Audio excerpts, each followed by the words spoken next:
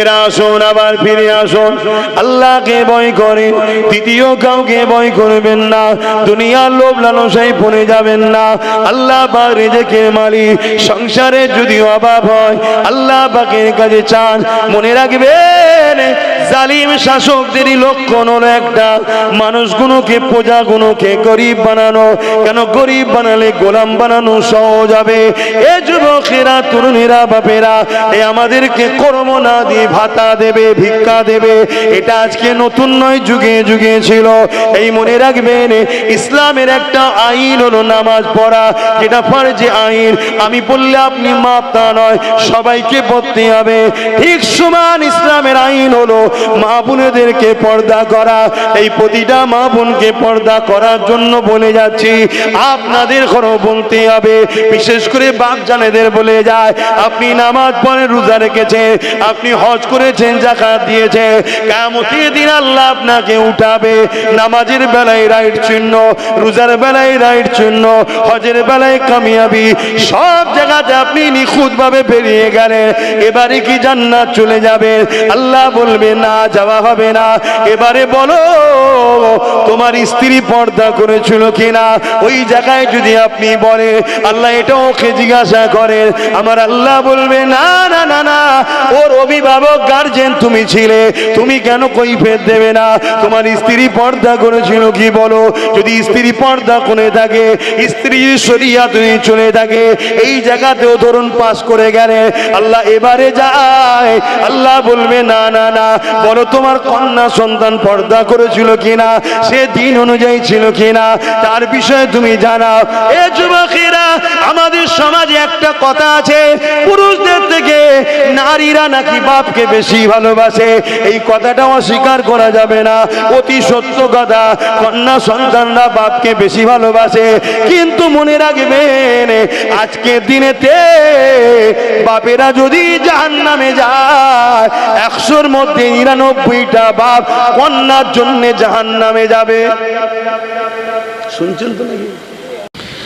আল্লাহ নবী সাহাবাদিগকে বললেন, বাবারা, দ্বিতীয় কারণ হলো আমার উম্মত উম্মতিরা মার খাবে। তাদের অন্তরেতে লোভ লালসা দুনিয়ার এসে যাবে। এই দুনিয়ার লোভ লালসায় তারা এমন করে দুনিয়াদার হয়ে যাবে, এই জন্যে তারা লাঞ্ছিত অপমানিত হবে।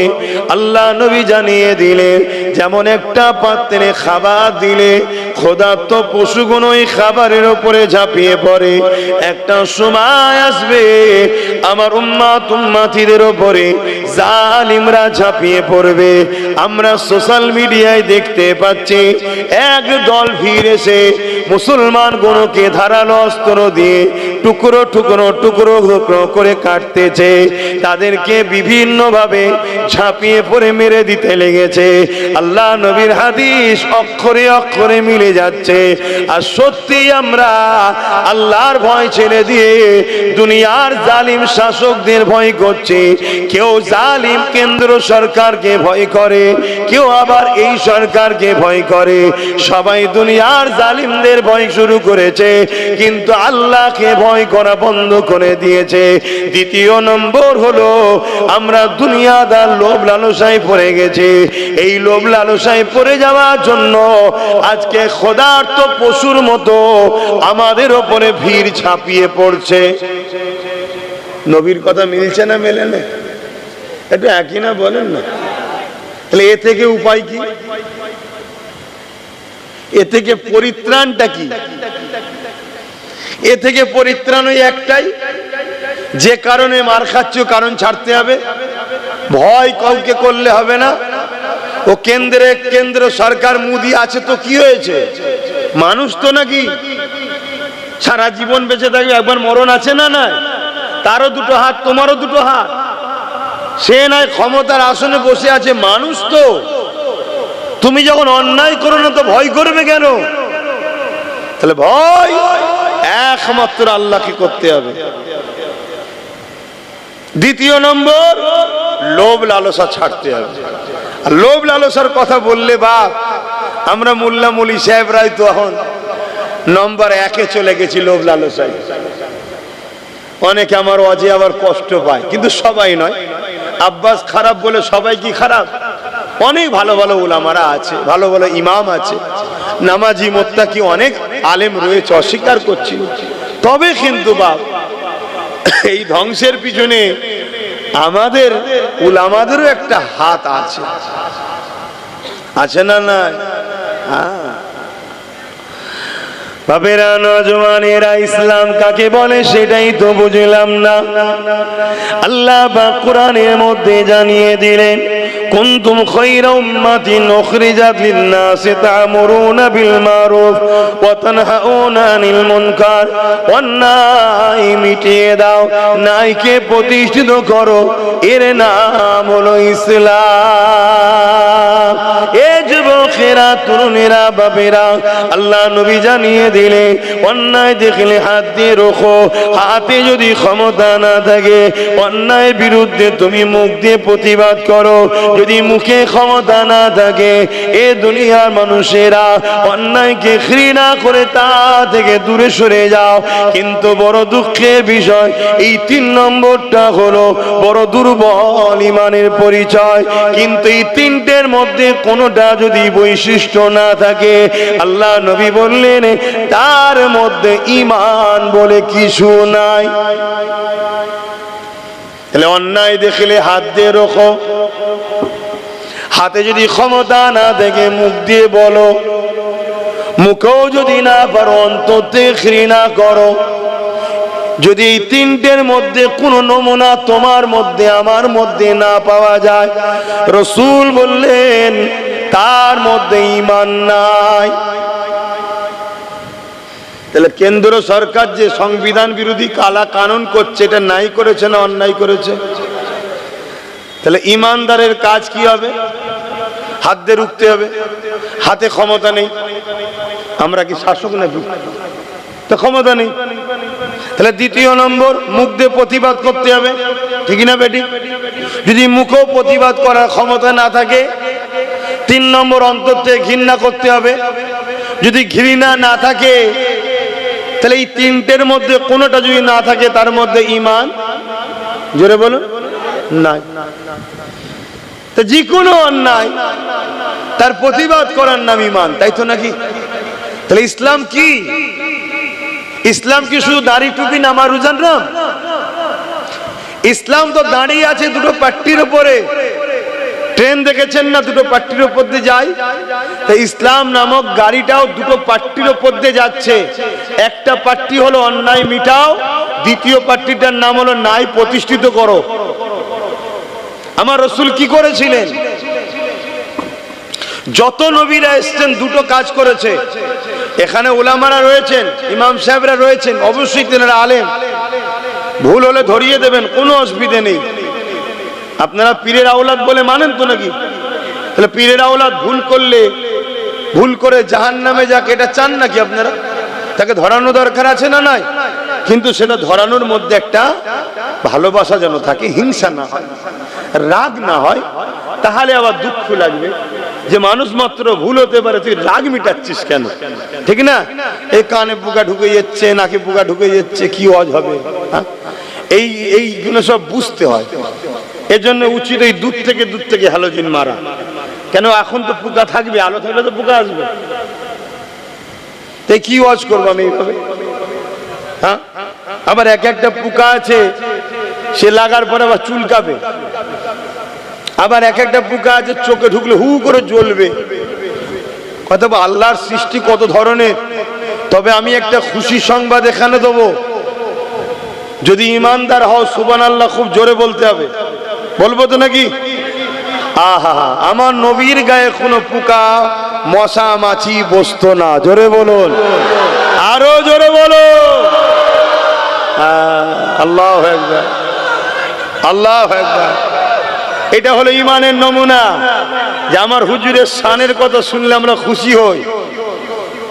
কেন? আমরা তিনাকে ভালোবাসি, তাই তো নাকি? হ্যাঁ, এটা ইমানের বৈশিষ্ট্যের মধ্যে একটা বৈশিষ্ট্য। তো ভাইরা আমার, কি কথা বলছিলাম? অন্যায় দেখলে হাত দিয়ে রুখতে হবে, তাই তো নাকি? গত 10 বছর ধরে আব্বাস সিদ্দিকী বলছে ওয়াকফ যাচ্ছে, বলছে না? বলেন, বলুন। আজকে আমার কথা মিলছে তো? হ্যাঁ, আমি গত 10 বছর ধরে বলছি তোদের মসজিদ তোদের থাকবে না, মসজিদে ঢুকবি AK-47 লে দাঁড়িয়ে থাকবে, ঢুকতে দেবে না। কবরস্থানে কবর দিতে পারবে না, মা বাপদের ঘরে পুড়াতে হবে। আমি আজকেও কিন্তু ওই জায়গাতেই দাঁড়িয়ে আছি, মসজিদে ঢুকতে পারবে না, কবরস্থানে কবর দিতে পারবে না। যদি যেভাবে জীবন যাপন করছে এইভাবে জীবন যাপন করো, আর যদি মনে হয় যে না পরিবর্তন হব, তাহলে তোমার মসজিদে যারা চোখ তুলছে তাদেরকে আল্লাহ অন্ধ করে দেবে, কোনো চিন্তা করো না। আর অবশ্যই তোমার মা বোন ইজ্জতের সাথে আল্লাহর হাওয়ালায় কবরস্থ করেই আমরা দেব। কথা শুনছো? কিন্তু পরিবর্তন হতে হবে। সেই পরিবর্তনের প্রথম রাস্তা হলো একটাই, দুনিয়ায় আমাদের দ্বিতীয় কেউ নেতা নয়, একটাই নেতা, মুহাম্মদুর রাসূলুল্লাহ। জোরে বলুন সুবহানাল্লাহ। উঠা বসা, চাল চলন, কথাবার্তা, লাইফ স্টাইলে, জীবনের প্রত্যেকটা মুহূর্তে, প্রত্যেকটা সেকেন্ডে মুহাম্মদ রাসূল ছাড়া দ্বিতীয় কাউকে ফলো করা যাবে না। দ্বিতীয় কারো জয়গান নয়, দ্বিতীয় কারো প্রশংসা নয়, সবকিছু মুহাম্মদ রাসূলের জন্য করতে হবে। এই ফলোটা মুহাম্মদ রাসূলকে আল্লাহ করতে বলেছে। জোরে বলুন সুবহানাল্লাহ। কেন আল্লাহ কোরআনের মধ্যে বলছেন লাকাদ কানা লাকুম ফি রাসূলিল্লাহি উসওয়াতুন হাসানা, সবথেকে উত্তম মডেল করে আমি মানুষ জাতির জন্য মুহাম্মদ রাসূলকে পাঠিয়েছি। জোরে বলুন সুবহানাল্লাহ। তাহলে মুহাম্মদ রাসূল মানুষ জাতির জন্যই মডেল। সে মুসলমান হোক, হিন্দু হোক, খ্রিস্টান হোক, আদিবাসী হোক, শিখ হোক, পাঞ্জাবি হোক, সবার তিনি রাসূল, সবার তিনি মুহাম্মদ সাল্লাল্লাহু আলাইহি ওয়াসাল্লাম প্রফেট, সবার তিনি মেসেজ দাতা, সবার জন্য তিনি এসেছে। কিন্তু তিনাকে যারা দিল ও মুখ থেকে প্রকৃত মানে তাদেরকে বলা হয় মুমিন মুসলমান। জোরে বলুন সুবহানাল্লাহ। আর যারা মুখে মানে দিলে মানে না তাদেরকে বলা হয় মুনাফিক মুসলমান। আর যারা মুখও মানে না মনও মানে না তাদেরকে বলা হয় গায়ের মুসলমান। বুঝে আসলো? তাহলে মানুষের কোয়ালিটি কথা তিনটে। আমরা কোন কোয়ালিটির মধ্যে পড়ছি ভাবতে হবে। ওয়াজ করা হয়ে যেতে পারে বাপ, ঝগড়া টগড়া করিস নি বাপ, ভালো না লাগলে দাওয়াত করবি না, কথা বুঝে আসছে? কিন্তু যেটাই বলবো ইসলামের কথা বলবো, বাইরে বলছি না। তাহলে নাম্বার 1 রাসূল সবার জন্য মডেল। এই জায়গায় একমত তো নাকি? কথা বল। কেন সৃষ্টিকর্তা আমার আলাদা আপনার আলাদা নাকি? প্রত্যেকটা কুল কায়নাতের সৃষ্টিকর্তা একজন। লিল্লাহি মা ফিস সামাওয়াতি ওয়া মা ফিল আরদ, জমিন আসমান এবং এর মধ্যে যা কিছু আছে এই সব কিছু সৃষ্টি মালিক একজন। কে? আমি সবাইকে জিজ্ঞেস করেছি তো, আল্লাহ বলতেও কষ্ট হচ্ছে, তাহলে শাহাদাত আগুন তুলে জবান খুলে বলুন কে? আরো জোরে বলুন কে? আল্লাহু আকবার। তিনি সব থেকে বড়। এই যে আল্লাহ বলাচ্ছি, ভাববেন যে কি হবে, বলাতে কি আছে জানি। ওরে বোকা, একবার আল্লাহ বললে 40টা নেকি হয়। জোরে বলুন সুবহানাল্লাহ। এসেছি যখন যতটুকু ভালো করতে পারিস চেষ্টা করছি, বাকি তো সবসময় খাতা বন্ধ, ভালো কাজ আর হচ্ছে কই? তাহলে 1 নম্বর, তিনি সবকিছুর মালিক। তিনি আমার রাসূলকে আমাদের জন্য মডেল করে পাঠালেন। সবাইকে মডেল, সবার জন্য। যারা মুখ ও দিল থেকে মানে তাদেরকে বলা হয় মুমিন মুসলমান। তারা বেহিসাব এবং হিসাব দিয়ে ভুল যদি হয়েও যায় আল্লাহর জান্নাতে যাবে। জোরে বলুন সুবহানাল্লাহ। দ্বিতীয় নম্বর হলো মুখে মানে, যে নবী মানি, দিল থেকে মানে না। কেন মানি? মুখে বলে, মুসলমানদের মধ্যে ঢুকে আস্তে আস্তে মুসলমানদের মধ্যে হাজারো দল তৈরি করতে হবে। টুকরো টুকরো টুকরো টুকরো করে দাও মুসলমানকে, এক কাট্টার না হয়ে থাকে। এ গ্রুপ, সে গ্রুপ, ওই গ্রুপ, এর লোক, ওর লোক, সে তার লোক, হয় না? হয় না? এটা হলো মুনাফিকদের ঘরে ঢুকানো হয়, যাতে গ্রুপ তৈরি কর। একসাথে না হয়ে যায়। কেন একসাথে হয়ে গেলে 313 জনে যদি এই জোর হয়, খাজা মঈনুদ্দিন আজমিরি একা যদি এই জোর হয়, তাহলে এ বেটাগুলো যদি এক হয়ে যায় তাহলে তো রুখবো কি করে? কথা বুঝছেন তো নাকি? এর জন্য ঢুকানো হয়। তারা মুখে বলে নবী মানি, দিলে মানে না। চিনবেন কি করে? চিনার নমুনা হলো এটা, নামাজ, রোজা, দাড়ি, টুপি, হজ, যাকাত, দান, খায়রাত সব বিষয় করে, সব বিষয়ে আলোচনাও করে। নবীর শান, মর্যাদা, আদব করে না, আর আলোচনা করতেও চাই না। ওলি আউলিয়া যারা নবীর সঙ্গে জোরে, নবীর আশিক যারা, তাদের আলোচনা করে না আর তাদেরকে ভালোবাসতে চায়ও না। এটা হলো মুনাফিক মুসলমানদের একটা বড় নমুনা বলে যাচ্ছে। কথা মাথায় থাকবে।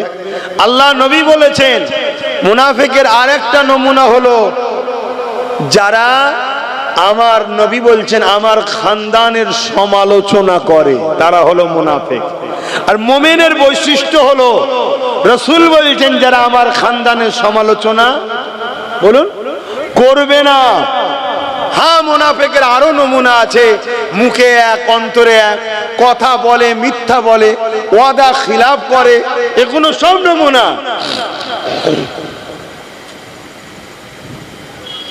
তো সেই জায়গাতে আমার সমস্যা হচ্ছে, পোকা ঢুকে পড়ছে, আর বদমাইশ গুলো ঢুকার জায়গাও খুঁজে পাই, কানে ঢুকছে, নাকে ঢুকছে, মুখে ঢুকছে, কি বদমাইশ হয়ে গেছে। হ্যাঁ, পাখার জন্য ছিটকে চলে এসছে না, কি বলেন? এ বাবু শোনো শোনো, সময় কম, এক এসেছি একটু বলতে, আমি বলার জন্যই এসি। শোনো শোনো, তাহলে দ্বিতীয় নম্বর মুনাফিক মুসলমান। 3 নম্বর হলো যারা মুখেও মানে না, দিল থেকেও মানে না, তাদেরকে বলা হয় কি গায়ের মুসলমান। কথা বুঝে আসছে? কিন্তু রসুল মডেল সবার। তা আমরা মুমিন মুসলমান যদি হতে চাই, তাহলে মুখ থেকেও মানতে হবে, দিল থেকেও মানতে হবে। মানেন তো নাকি? জোরে বলুন আলহামদুলিল্লাহ। তাহলে আমাদের ঘরে সর্বক্ষেত্রে আমার রাসূলুল্লাহকে মডেল হিসাবে মানতে হবে। এ যুবকেরা, তরুণেরা, প্রেমিকেরা, অমন করে ধর্মনীতি আমার রাসূলুল্লাহকে ফলো করে করতে হবে।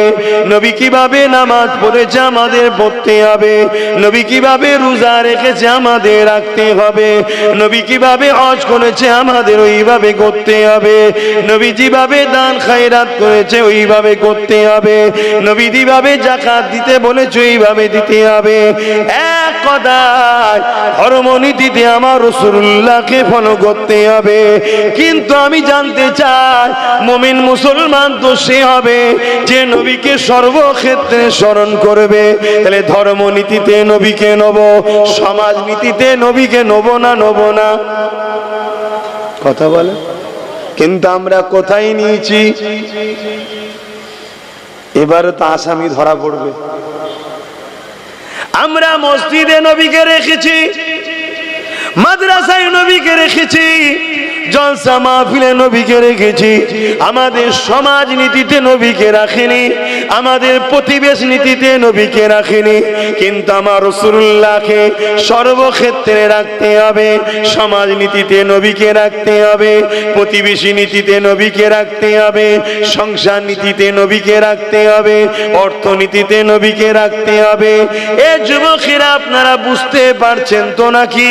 সব ক্ষেত্রে মডেল হলো রাসূল। রাসূল ছাড়া অন্য কাউকে মডেল বানানো বা ফলো করা হলো হারাম। শুনছেন? এবারে আলেম উলামাদেরকে আমরা মানি না, মানি না? কেন মানি? আলেমরা নবীর কথা বলে তাই মানি, সম্মান করি, পিয়ার করি। কিন্তু মডেল আলেম নয়, মডেল হলো রাসূল। রাসূলের কথা আলেম দেয়, নবীর কথা পীর পীরজাদা দেয়, নবীর কথা মুফতি দেয়, সম্মান করি। তাহলে যে পীর, যে পীরজাদা, যে আলেম, যে মুফতি, যে ইমাম নবী দেবে না, তাকে মানা যাবে? কথা কিছু মাথায় ঢুকছে? তাহলে ধর্মনীতিতে আমরা ফলো করব কাকে? রাসূলকে। নামাজ কিভাবে পড়বো? রসুল যেভাবে পড়েছে। রোজা কিভাবে রাখবো, রসুল যেভাবে করেছে। হজ কিভাবে করব, রসুল যেভাবে করেছে। তাই তো নাকি? ধর্ম নীতিতে রসুল, অন্য কারো কথা চলবে? সমাজনীতি থেকে বলুন, কিভাবে পাড়া প্রতিবেশীর সঙ্গে মিলবো, অমুসলিমের সঙ্গে কিভাবে উঠা বসা করব, প্রতিবেশী আমার, কাকে ফলো করব? জোরে বলুন। ফলো করি আমরা। তাহলে বিপদের কারণ কায়? আমরা নয়।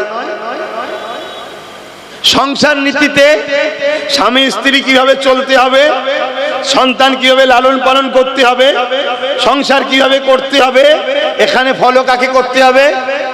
রসুলকে, অর্থাৎ নবী কিভাবে সংসার করেছে, কিভাবে জীবন যাপন করেছে, সন্তান কিভাবে লালন পালন করেছে, ওইভাবে আমাদেরকে ফলো করতে হবে। কিন্তু আমরা সংসার জীবনে রসুলকে রেখেছি, এজন্য বেটা বাপকে সম্মান করে না। কি গো, কথা ভুল হচ্ছে? তাহলে ধ্বংসের কারণ তো আমরা নিজেরাই। চলে আসুন আরেকটু এগিয়ে যাই। রাষ্ট্রনীতি, রাষ্ট্রনীতি, রাজনীতি, এখানেও মডেল হিসাবে মানতে হবে কাকে? জোরে বলুন। আমরা মানি, আমরা মানি কাকে? রসুলের দুশ্মন, তাকে মানি। চোর, বদমাই, মৃত্যুক, চরিত্রহীন, ডাকাত, খুনি, তারা আমাদের সব নেতা। তাহলে আমাদের উপরে গজব আসবে না, আসবে না? তাহলে ভুল আমরা করেছি না করিনি? তাহলে আজকে তওবা করে পরিবর্তন হওয়া দরকার আছে না নাই? আয় পরিবর্তন হবে। আমার উদ্দেশ্য একটাই, আল্লাহ নবীর সঙ্গে আপনাদের ঘরে জুড়ে দিবার চেষ্টা করছি আমি। যদি নবী পাকের সঙ্গে জুড়ে যেতে পারেন, আরে জুলুম তো হবে, আবু জেহেল তো থাকবে, উতবা তো থাকবে, সাইবা তো থাকবে, আবু লাহাব তো থাকবে। যদি উমাইয়া না থাকে, বেলাল যে আল্লাহ রসুলকে ভালোবাসে, কতটা ভালোবাসে, এই ওয়াজ যে তোমাকে আমরা শোনাই, এই ওয়াজ তাহলে কি করে শোনাবো? দুনিয়া কি করে জানবে প্রেমিক কাকে বলে? এ যুবকেরা, তরুণীরা, বাপেরা, এই জালিম আল্লাহ পাঠায় মুমিন মুমিনাদের ইমানের পরীক্ষার জন্য। ওই জালিম আল্লাহ পাঠায় মুনাফিক দিগকে শাস্তি দিবার জন্য। এ যুবকেরা, তরুণীরা, বাপেরা, আবু জেহেল, উতবা, সাইবারা, উমাইয়া থেকে শুরু করে হযরতে বেলাল হুজুরের উপরে কত জুলুম অত্যাচার করেছিল। হযরতে বেলাল হুজুরকে এমন করে পায়ে দড়ি বেঁধে, কোমরে দড়ি বেঁধে মক্কার বাজারে নিয়ে এসে সবার সামনে জুলুম শুরু করে দিল। এলাকায় মানুষ ভিড় করে ফেললো। সবাই জিজ্ঞাসা করতে লেগেছে, কেন বেলালকে মারতে লেগেছো? বেলাল কি খুন করেছে? না, খুন করেনি। বেলাল কি চুরি করেছে? না, চুরি করেনি। বেলাল কি মারপিট করেছে? না, মারপিট করেনি। তাহলে কেন মারো? সবাই জিজ্ঞাসা করে। উমাইয়া বলতে লেগেছে, এই বেলালকে আমি খরিদ করেছি, আর এই বেলাল নিজের জীবনটা আমাদের কথায় আর চালাইনি, মুহাম্মদ রাসূলুল্লাহর কথাই চালাতে লেগেছে। এই মুহাম্মদ রাসূলের দিকে চলে গেছে, এই জন্য মারতে লেগেছি। ওই সময় সবাই মিলে মারতে লেগেছে। কিন্তু হযরতে বেলাল এত মার খাবার পরও জবান দিয়ে একটাই কথা বলেছে, এ আমার উমাইয়া, শুনে রেখে দাও, তোমরা আমাকে যত মারো না কেন, এমনকি যদি মারতে মারতে মেরে ফেলো, আমি আল্লাহ ও নবী ছাড়া অন্য কাউকে মানব না। আর আজকে আমাদের ঈমান কোথায় বলো? আমাদের ঈমান কোথায়? 1000টা টাকার জন্য নিজের পর্দার মেয়েকে বাইরে বার করে দিচ্ছি, লাইন দিতে যা, ভাড়া লিয়ায়, এবার ভাতা লিয়ায়, নাউজুবিল্লাহ, ভাতা লিয়ায়। পাঠাচ্ছে না পাঠায়নি? মুসলমানের ঘরে, বেটিদের ঘরে বাইরে বার করেছি না করিনি? আরে ইসলামের দুশ্মন তো চাইবে মুসলমানের পর্দাকে তুলে দাও। পর্দা যদি মুসলিম বেটিরা করে, আল্লাহর সাহায্য মুসলিম বেটিরা পাবে। এদেরকে কেউ চরিত্র হরণ করে নষ্ট করতে পারবে না। শুনছেন তো নাকি? হযরতে ইসমাইল আলাইহিস সালামের আম্মাজান, হযরতে আম্মাজান হাজেরা ছোট্টবেলা থেকে নিজেকে গোপন করেছিলেন। বাপ ছাড়া তখনও বেগানা পুরুষ তাকে দেখেনি। যখন জালিম বাদশা তিনাকে পার্সোনাল কামরায় নিয়ে গিয়ে জোর করে তিনার ইজ্জত লুণ্ঠন করতে গিয়েছিলেন। শুনেছেন তো, জালিমকে আল্লাহ জমিনের মধ্যে মার্বেলের ঘরেতে পাকা সানেতে পুঁতে দিয়েছিল, তিনবার হয়েছে। লাস্টে আম্মা হাজেরার কাছে ক্ষমা চেয়েছে। জানেন না? জানেন না কেন? আম্মা হাজেরার বেলায় হলো, তোমার ঘরের মেয়ের বেলায় হচ্ছে না কেন? আমার আল্লাহ কি তাহলে আম্মা হাজেরাকে ভালোবাসে, তোমার ঘরের বেটিকে ভালোবাসে না? না, আমার আল্লাহ তখন শক্তিশালী ছিল, এখন দুর্বল হয়ে গেছে। নাউজুবিল্লাহ মিন জালিক। আল্লাহ ক্ষমা চাইছি, বুঝাবার জন্য বললাম। লা হাওলা ওয়ালা কুওয়াতা ইল্লা বিল্লাহ, আল্লাহু সাইয়্যুন কাদির। তিনি কখনো দুর্বল হননি, দুর্বল তিনাকে স্পষ্ট করতে কখনোই পারেন না। জোরে বলুন সুবহানাল্লাহ। কিন্তু আজ আমাদের মা বেটিদের ঘরে বড় প্ল্যানে মেলা দেওয়া হচ্ছে, মুসলিম এলাকায় যাত্রা দেওয়া হচ্ছে, মুসলিম এলাকায় মেলা দেওয়া হচ্ছে, পার্টি থেকে করা হচ্ছে। কেন? যাতে করে মুসলিম মেয়েরা বোরখা পরে হলেও যেন আসে, বোরখা পরে হলেও যেন আসে। এক তো বেপর্দা হয়ে গেলে বেপর্দার শাস্তি পেতিস এবং পাপ জায়গায় যাওয়ার শাস্তি পেতিস, কিন্তু বোরখাকে খারাপ জায়গায় নিয়ে যাওয়ার জন্য, ইসলামকে হারাম জায়গায় জড়ানোর জন্য ওই নারীর ঈমানটাই চলে যাচ্ছে। তাহলে কিভাবে আমাদেরকে বেঈমান বানাচ্ছে বুঝতে পারছেন? কারা বানাচ্ছে? আলেম উলামারা। এক কথা বলছেন না তো? সমাজে যাদেরকে আমরা তোষামতি করে মাথায় তুলি, তারাই তো আমাদেরকে বেঈমান বানাচ্ছে। আমাদের চাকরি দেয় না তারা, আমাদের রুজি রুটি তারা দেয় না, আমাদের খোঁজ খবর রাখে না, আমরা কিছু বিপদে পড়লে সাথ দেয় না। আমাদের ওয়াকফ বিলের জন্য, মসজিদ মাদ্রাসাকে দখল করার জন্য ও যেমন চুরি করার চেষ্টা করছে, ইনি আবার বলছে দিল্লি চলে যাও, এখানে আন্দোলন নয়। এক্ষেত্রে কোনো বেটা আমাদের সাথ দেয় না। দেবে কি? স্কুল বন্ধ কর, মদের দোকান দে। কেন মদের দোকান দেবে? যাতে করে মুসলিম ঘরের যুবক ছেলেটা 10 বার দূরে থাকলেও 11 বারের মাথায় যেন একবার মদটা খেয়ে নেয়। আর মদটা যখনই খাবে ওর শরীরে হারাম ঢুকে গেল, ওই শরীরের রক্তটা হারাম হবে। হারাম রক্ত যে শরীরে থাকে, ওই শরীর কখনো তোমার ভালো আল্লাহর পাক জান্নাতে এবং দুনিয়ায় আল্লাহর সাহায্য, তার দ্বারা পাপ করা, খুন করা, জুলুম করা সহজ না, সহজ না।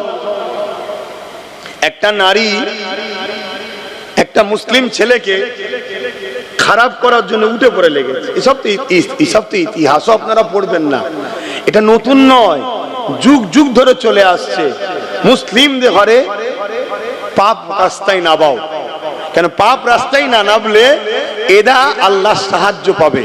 আর আল্লাহর সাহায্য যদি পায়, বদরে 313 জন যেমন জিতেছে, এরাও জিতবে। জোরে বলুন সুবহানাল্লাহ। আল্লাহর সাহায্য পেয়েছিল হযরতে সালাউদ্দিন আইবি, মোহাম্মদ বিন কাসেম, তারা আল্লাহর সাহায্যে অল্প সংখ্যা নিয়ে বারবার বিজয় লাভ করেছে। জোরে বলুন সুবহানাল্লাহ।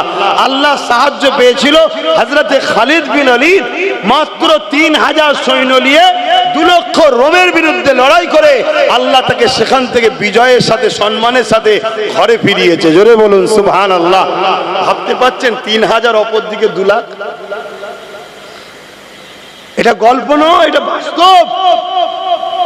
আমরা তো সবসময় ম্যান দেখি, আমরা নিজেরাই বলি আমরা কি করব, আমরা গুটি কত লোক, আমাদের কি হবে, আমাদের হাতে পুলিশ নেই, আমাদের হাতে এই নেই, আমাদের হাতে অস্ত্র নেই, আমাদের হাতে পয়সা নেই, বলি না? বলি না?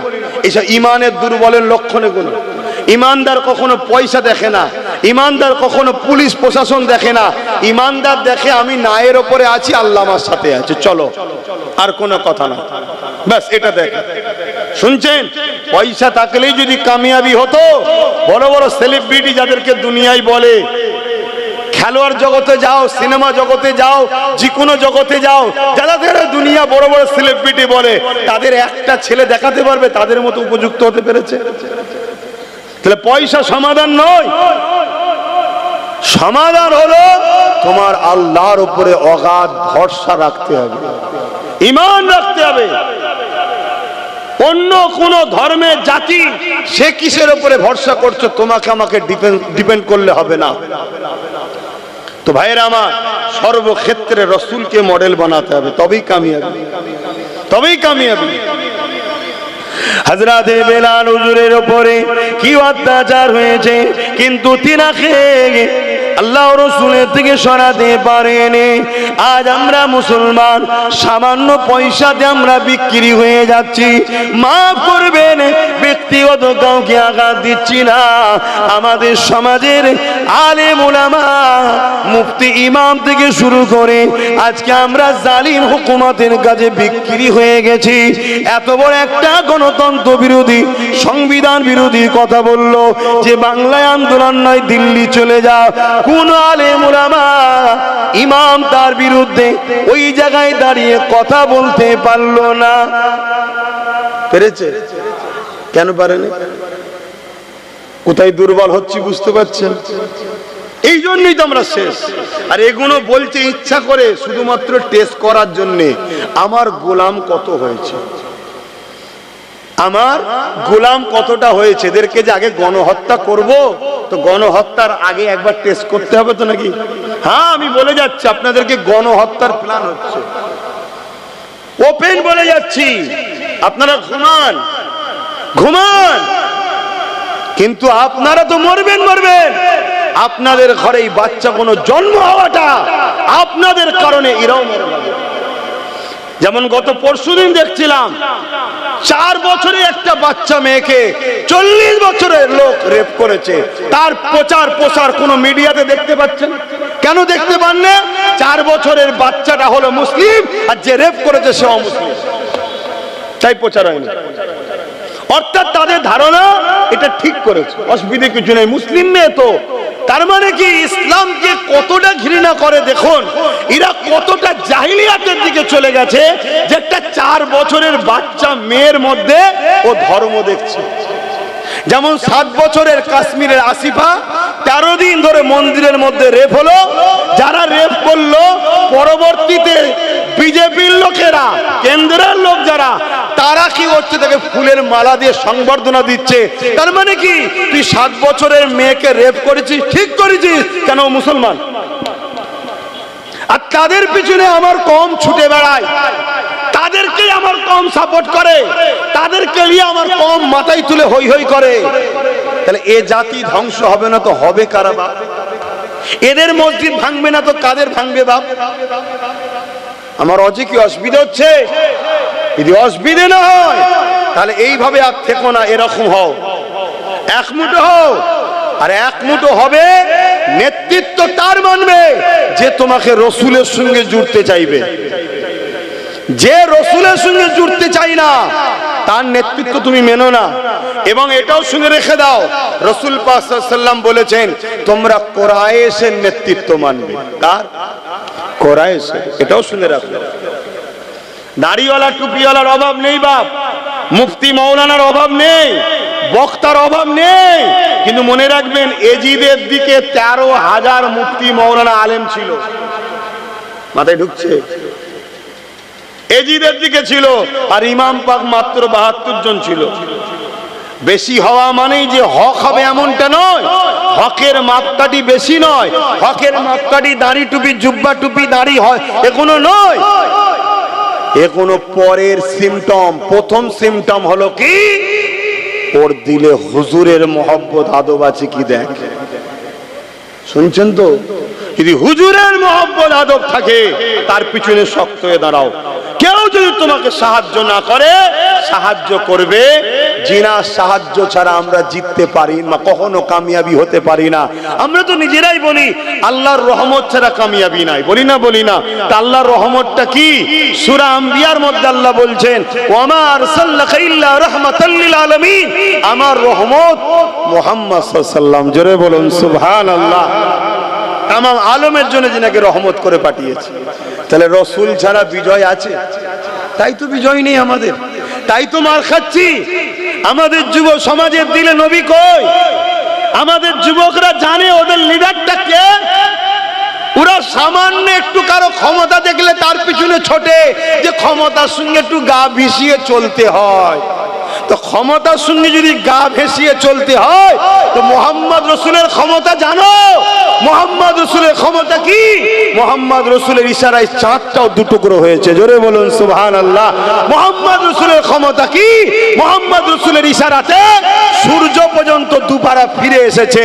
আপনি বলবেন সেদিন ছিল এখনো নেই, না বন্ধু, মুহাম্মদ রাসূলের ক্ষমতাটা কি শোনো। তার একটা জুতোর পায়ে, তিনার জুতোর পায়ে ধুলোরও উপযুক্ত আব্বাস সিদ্দিকী নয়, কিন্তু মুহাম্মদ রাসূলের পক্ষে থাকার জন্য যখন ব্রিগেডে উঠছিল, যে ইতিহাস লোক দেখেছিল, আজ পর্যন্ত ইতিহাস ব্রিগেডের কখনো কেউ দেখেনি। এটা মুহাম্মদ রাসূলের ক্ষমতা। জোরে বলুন সুবহানাল্লাহ, আরো জোরে বলুন সুবহানাল্লাহ।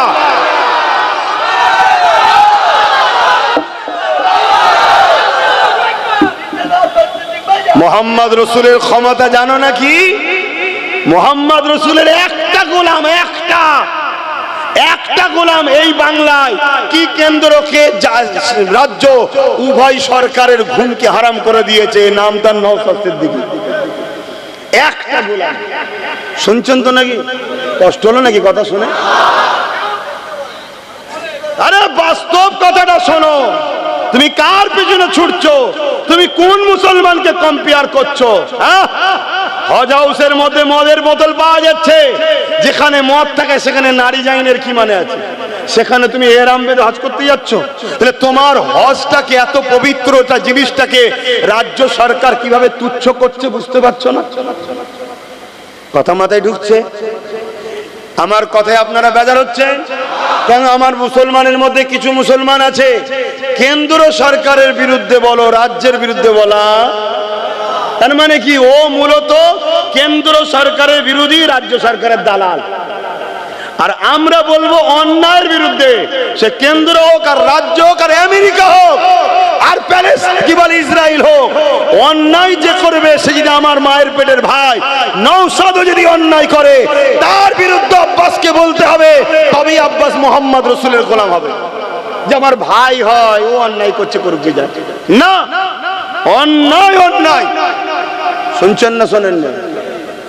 তো ভাইরা আমার, এখনো সময় আছে, আমি আবার বলছি এখনো সময় আছে, পরিবর্তন হন, এখন অ্যাক্টিভ হন, একটাই কথা বলুন, আমরা কারো পক্ষে নয়, কারো বিরুদ্ধে নয়, যে আমাদের ভাগিদারি দেবে আমরা তার সাথে আছি। ভাগিদারি ভাড়া নয়, ভাতা নয়, দালালি নয়, পাওনার হিস্সা। শুনছেন তো নাকি? আমার কথায় কষ্ট পেয়েছেন?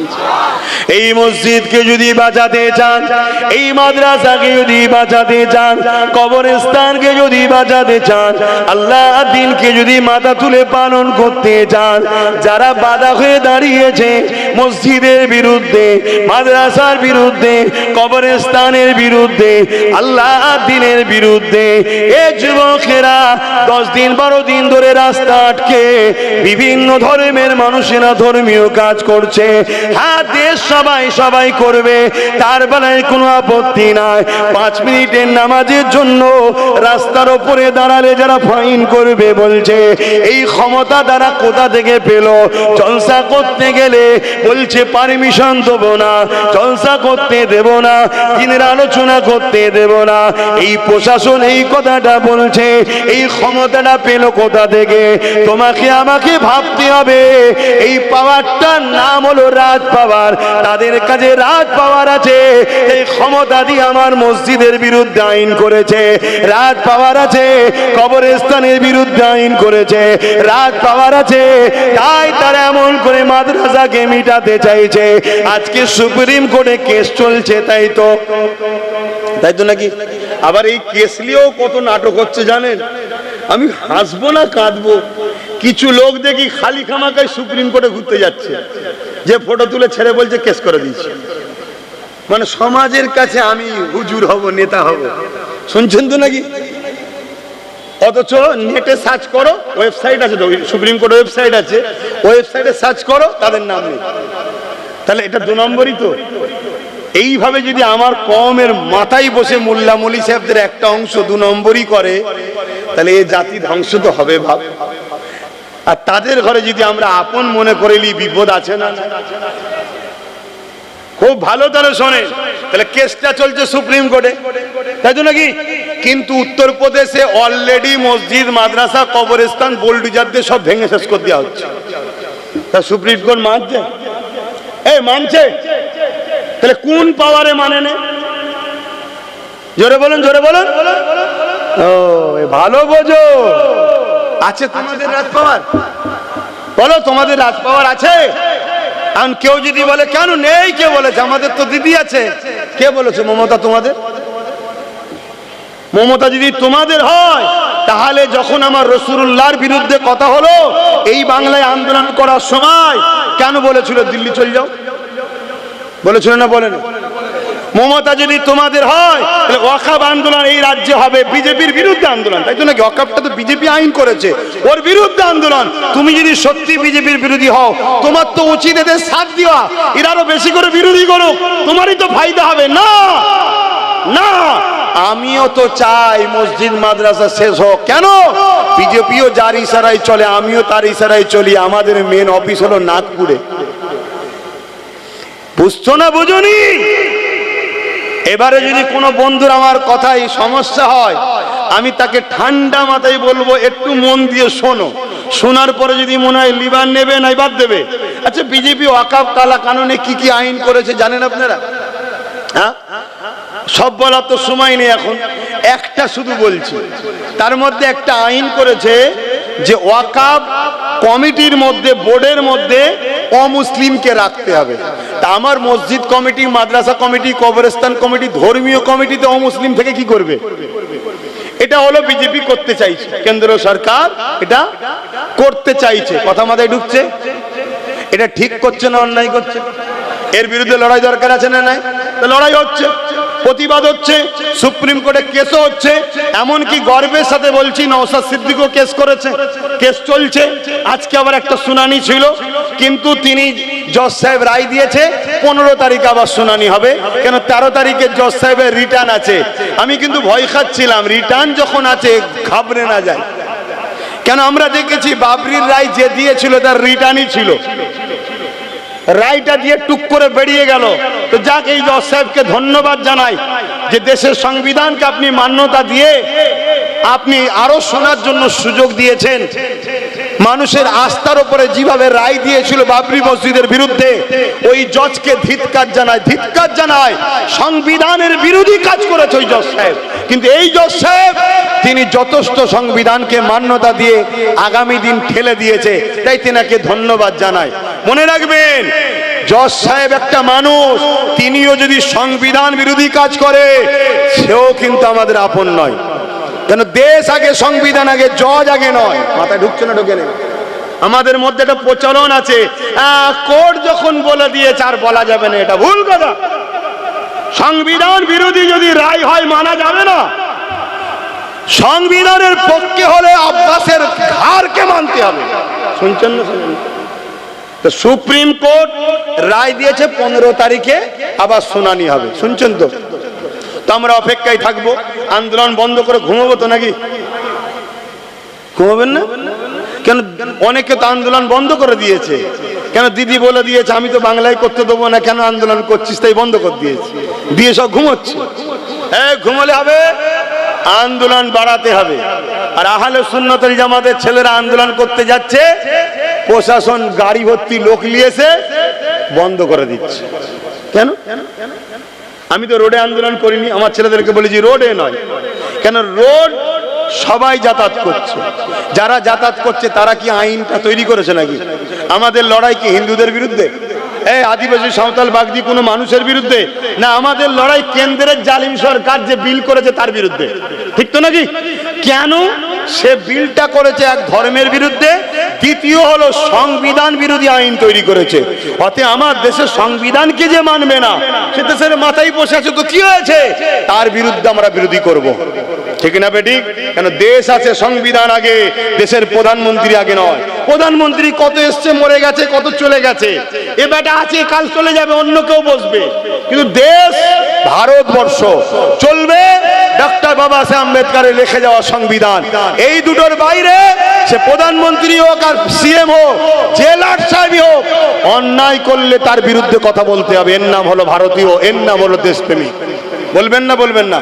তাহলে কি আইন করতে চাইছে? অমুসলিমকে ঢুকাতে হবে। মন দিয়ে শোনেন। আচ্ছা বলুন তো ভাই, মুসলমানদের ওয়াকফ সম্পদ আছে, হিন্দু ভাইদের কি কোনো ধর্মীয় সম্পদ নাই? হ্যাঁ আছে। দেবো দেবত্ব সম্পদ। এটা হিন্দু ভাইদের বোঝানো দরকার আছে না নাই? আপনাদের ঘরেই বুঝাতে হবে যে ভাই এটা শুধু আমাদের ব্যাপার নয়, এটা সবার ব্যাপার। কেন? আপনারা জানেন 2023-এ আদিবাসীদের জল জঙ্গলের সম্পদকে কেন্দ্র সরকার কিনে নিয়েছে। 2025-এ আমাদের সম্পদের বিরুদ্ধে আইন তৈরি করেছে।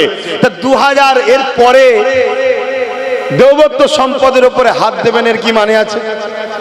অতএব আসুন আমরা সবাই এক হয়ে আন্দোলন করি, এটা সর্বধর্মের মানুষকে বুঝাতে হবে। এবং এই আইনটা সংবিধানের বিরুদ্ধে। কেন? আইনে আছে যে ধর্মের মানুষ সে ধর্মের সম্পদের কমিটির রক্ষণাবেক্ষণ তারা হবে, এটা হচ্ছে আইন। তাই হিন্দু ভাইদের দেবত্ব সম্পত্তির যে কমিটি আছে তার মধ্যে লেখা আছে ও হিন্দু থাকতে পারবে না। ভুল লিখেছে না ঠিক লিখেছে? ঠিকই লিখেছে। তার ধর্মের ব্যাপারে মুসলমান ঢুকে কি করবে? সেখানে সেখানে মন্দিরের ব্যাপার রয়েছে, তার ধর্মীয় কালচারের ব্যাপার রয়েছে, আমরা কি বুঝি? তা তার ধর্মীয় জিনিস সে থাকবে, তাহলে তাদের কমিটিতে লেখা আছে ও হিন্দু থাকতে পারবে না, শুধু হিন্দু যে হবে সে থাকবে। ঠিক তেমন খ্রিস্টানদের সম্পদ আছে, খ্রিস্টানদেরও লেখা আছে খ্রিস্টান ছাড়া অন্য ধর্মের লোক থাকতে পারবে না। প্রত্যেকের এরকম সিস্টেম আছে। ঠিক তেমনই মুসলমানদেরও লেখা আছে মুসলমান ছাড়া অমুসলিম ওয়াকফ বোর্ডে ঢুকতে, জোরে বলো, পারবে না। এই আইনটাকে বাদ দিয়ে, সংবিধানের এই ধারাটাকে বাদ দিয়ে জোর করে গায়ের জোর সংখ্যাগরিষ্ঠতা দেখিয়ে বিজেপি আইন তৈরি করছে কি ওর মধ্যে অমুসলিম ঢুকবে ওয়াকফের মধ্যে, বাকি সব ধর্মের যা আছে থাকবে, শুধু মুসলমানদেরটাই ঢুকবে। কথা বুঝছেন তো নাকি? এটা অন্যায় করছে না করেনি? একটু সাড়া দেবেন তাড়াতাড়ি। অন্যায় করছে, তাহলে এই অন্যায়ের বিরুদ্ধে কেস চলছে। সুপ্রিম কোর্টের জজ সাহেব যথাযথ প্রশ্ন করেছে কি তোমরা আজকে ওয়াকফে অমুসলিম ঢুকাচ্ছ, তাহলে অন্য সম্পদে মুসলমান ঢুকাবে তো? সুপ্রিম কোর্ট জিজ্ঞেস করেছে। চড় খেয়েছে আইনের, চড় খেয়েছে কেন্দ্র সরকার, আইনের চড় খেয়ে মুখ ভুতা করে পালিয়ে গেছে। কথা বুঝে আসছে তো? সেই জায়গাতে এটা অন্যায়, এর জন্য আন্দোলন আরো অনেক ভয়ানক ভয়ানক করেছে। কিন্তু আমি আপনাদেরকে একটা তথ্য দেবো আজকে, বলবো না থাকবে? কষ্ট হবে না তো কারো? তাহলে কেন্দ্র সরকার অমুসলিমকে ঢুকাবার জন্য আইন করেছে, সুপ্রিম কোর্ট সেটাকে রুখে দিয়েছে। এখনো কি ঢুকাতে পেরেছে? জোরে বলেন, পারেনি। কিন্তু পশ্চিমবাংলা সরকার 2024-এ পশ্চিমবাংলা ওয়াকফ বোর্ডে দুটো অমুসলিমকে ঢুকিয়ে দিয়েছে। তাহলে কে এক কাঠি বাড়া? আমরা নবী ছেড়ে কত ঠকছি, বুঝতে পেরেছো? এই জায়গায় নবীর কি কথা আছে বা শুনতে হবে। নবী বলছেন প্রকাশ্য দুশ্মনের কাছে আমার উম্মত হারবে না, আমার উম্মত প্রকাশ্য দুশ্মনের কাছে বিজয় লাভ করবে। জোরে বলুন সুবহানাল্লাহ। আমার ভয় হয় আমার উম্মতকে বন্ধু সেজে পিছন থেকে ছুরি মারবে ধোঁকাবাজ মুনাফিকরা, আমার উম্মতকে শেষ করবে। তার প্রমাণ দেখুন, প্রকাশ্য দুশ্মনী করতে গেছে, কেস চলছে, বিশাল লড়াই পুরো দেশ জুড়ে চলছে। আর দেখুন ঘুমটা দিয়ে চুপি চুপি ঢুকিয়ে দিচ্ছে দুজনকে। শুনছেন তো নাকি? কষ্ট হলো, মনে কষ্ট হলো। যদি তোমার কাছে মসজিদ মাদ্রাসা আগে হয় তাহলে আব্বাস সিদ্দিকীর কথা কষ্ট হবে না। কারণ আমার ওয়াকফ বোর্ডে কেন মুসলিমকে রাজ্য সরকার ঢুকালো এর কৈফিয়ত নেওয়ার দরকার আছে না নাই? তো এত আন্দোলন হচ্ছে ওয়াকফ বাঁচাও, ওয়াকফ বাঁচাও, কখনো কারো মুখ থেকে শুনেছো যে এই দুজনকে কেন ঢুকানো হলো? জবাব দাও। তাহলে এরা আন্দোলন করছে এর পক্ষে ওর বিরুদ্ধে, এরা মোটেও আল্লাহর জন্য আন্দোলন করেনি, এরা এর দালালি করছে, ওর বিরোধী করছে। কেন এর দালালি করছে? এ ওয়াকফ থেকে কিছু কিছু দেয়, তুইও খা আমি খাই, তুই খা আমি খাই, গরিব যেন না পায়। অ্যাকচুয়ালি ওয়াকফটা তো গরিবদের। শুনছেন না শোনেন না? এই যে আপনাদের পাশে পীর আব্বাস আলী গোরাচাঁদ হুজুরের মাজার হাড়ুয়ায় 900 বিঘে জায়গা, তার মধ্যে মাত্র আছে 3.25 বিঘে, 3 বিঘেও নয়, আমি রাউন্ড ফিগারে 3 বিঘেই ধরছি। তাহলে 900 থেকে 3 বিঘে থাকলে বাকি কত বিঘে হারিয়েছে? 900 বিঘে থেকে চাচা 9 বিঘে নয় আব্বা, 900 বিঘে থেকে 3 বিঘে আছে 897 বিঘে। এই পশ্চিম বাংলা সরকারের নেতা মন্ত্রী আমলা চামলারা সব ঝেড়ে খাচ্ছে। তাহলে এরা কি ওয়াকফের বিরুদ্ধে? এই ওয়াকফ কালাকানুনের বিরুদ্ধে এরা মনে হচ্ছে? মাথায় ঢুকছে না ঢোকে নে? আব্বাস সিদ্দিকীর জলসা কেন রুকা হয় বুঝতে পারছেন? হ্যাঁ, আমার জলসা রুকা হয় এই কারণে যে এ তো শুধু কেন্দ্রের বিরুদ্ধে বলবে না, এ তো আমার দুর্নীতিটাও বলবে। অতএব ওকে রোকো, ওকে আসতে দিও না, ওকে আটকাও, ও জলসা করতে দিও না। কিন্তু আমি জানি যদি একটা দরজা কেউ বন্ধ করে, আমি জিনার হয়ে কথা বলছি, তিনি 1000টা দরজা খুলতে পারে। জোরে বলুন সুবহানাল্লাহ। তিনি কে? জোরে বলুন কে? অনেক জালিম অনেক জায়গায় আমাকে জলসায় ঢুকতে দেয়নি, শুনছেন তো? এখন সেসব জালিম জেলের খাঁচার মধ্যে আছে, এখন সেখানে সব দাওয়াত করছে। আমি ঘুরে এসি, কেন শয়তান তখন জেলে আছে, এই সুযোগে ঘুরে এসি। আরো কোন জায়গায় কেউ যদি আমায় রোকে, আল্লাহকে বলবো তাদেরকেও তুমি খাঁচাই ভরে দাও, একটু যাওয়ার শখ যেচ্ছে যাই। কি আমি তো আল্লাহকে বলবো, তা আল্লাহ যখন সময় হবে আমাকে ওই এলাকায় নিয়ে যাবার, আল্লাহ ঠিক জালিমকে খাঁচাই ভরে দেবে, আর না একেবারে কাফন পরিয়ে দেবে, যা চলে যা, একেবারে চলে যা। কথা শুনছেন না শোনেন নে? কিন্তু আল্লাহ যদি হুকুম না থাকে আমি যেতে পারবো? খোদার বিনা হুকুম ছাড়া গাছের পাতা লড়ে? জোরে বলুন। তা খোদার বিনা হুকুম ছাড়া যদি গাছের পাতা না লড়ে, তাহলে মিশরে ফেরাউনকে রাজা বানিয়েছিল কে? নমরুদকে রাজা বানিয়েছিল কে? সাদ্দাতকে, আবু জেহেলকে, উদবাকে, সাইবাকে কে বানিয়েছে? আবু জেহেলকে ক্ষমতা দিল আল্লাহ, আর সেই আবু জেহেল কষ্ট দিচ্ছে নবী আল্লাহর বন্ধুকে। কথা মাথায় ঢুকছে? কি ব্যাপার? রহস্য কি? রহস্যটা কি? আমার আল্লাহ বলছে তোদের প্রেম আর আমার প্রেম আলাদা। আমি যাকে যত ভালোবাসি, দুনিয়া তার জন্য তত কঠিন পরীক্ষা নিই। জোরে বলুন সুবহানাল্লাহ। এটা আমার প্রেমিকদের সাথে আমি ব্যবহার করি। আর আমার প্রেমিক যারা, এত কষ্টের মধ্যেও জান্নাতে শান্তিতে তারা থাকে। তোরা দেখিস কষ্টে, তারা থাকে আনন্দে। জোরে বলুন সুবহানাল্লাহ। নাই বলুন তো ভাই, আজকে আমার দুশ্মন বাড়ছে না বাড়ে না? কত জায়গায় বিরোধী, কত বাধা, কত সমস্যায় পড়ছি না পড়িনি? কিন্তু আমি যা আরামে আনন্দে আছি, এটা আপনাকে ভাষায় বুঝাতে পারবো না। এই হক কথা বলা, নাই কথা বললে যে কি তৃপ্তি পাওয়া যায়, কি শান্তি পাওয়া যায়, একটা কেউ কখনো বলেনি আমাকে ভাড়াটিয়া দালাল। শুনছেন তো নাকি? খুব মন দিয়ে শুনবেন বাপ, কথাগুলো বুঝবেন। তাহলে আল্লাহর পক্ষে থাকবেন তো, নবীর পক্ষে থাকবেন তো, তাহলে কষ্ট তো হবে, পরীক্ষা তো নেবে। কিন্তু মুনাফিক যদি হও, দুনিয়াতেও কষ্ট, আখিরাতেও কষ্ট।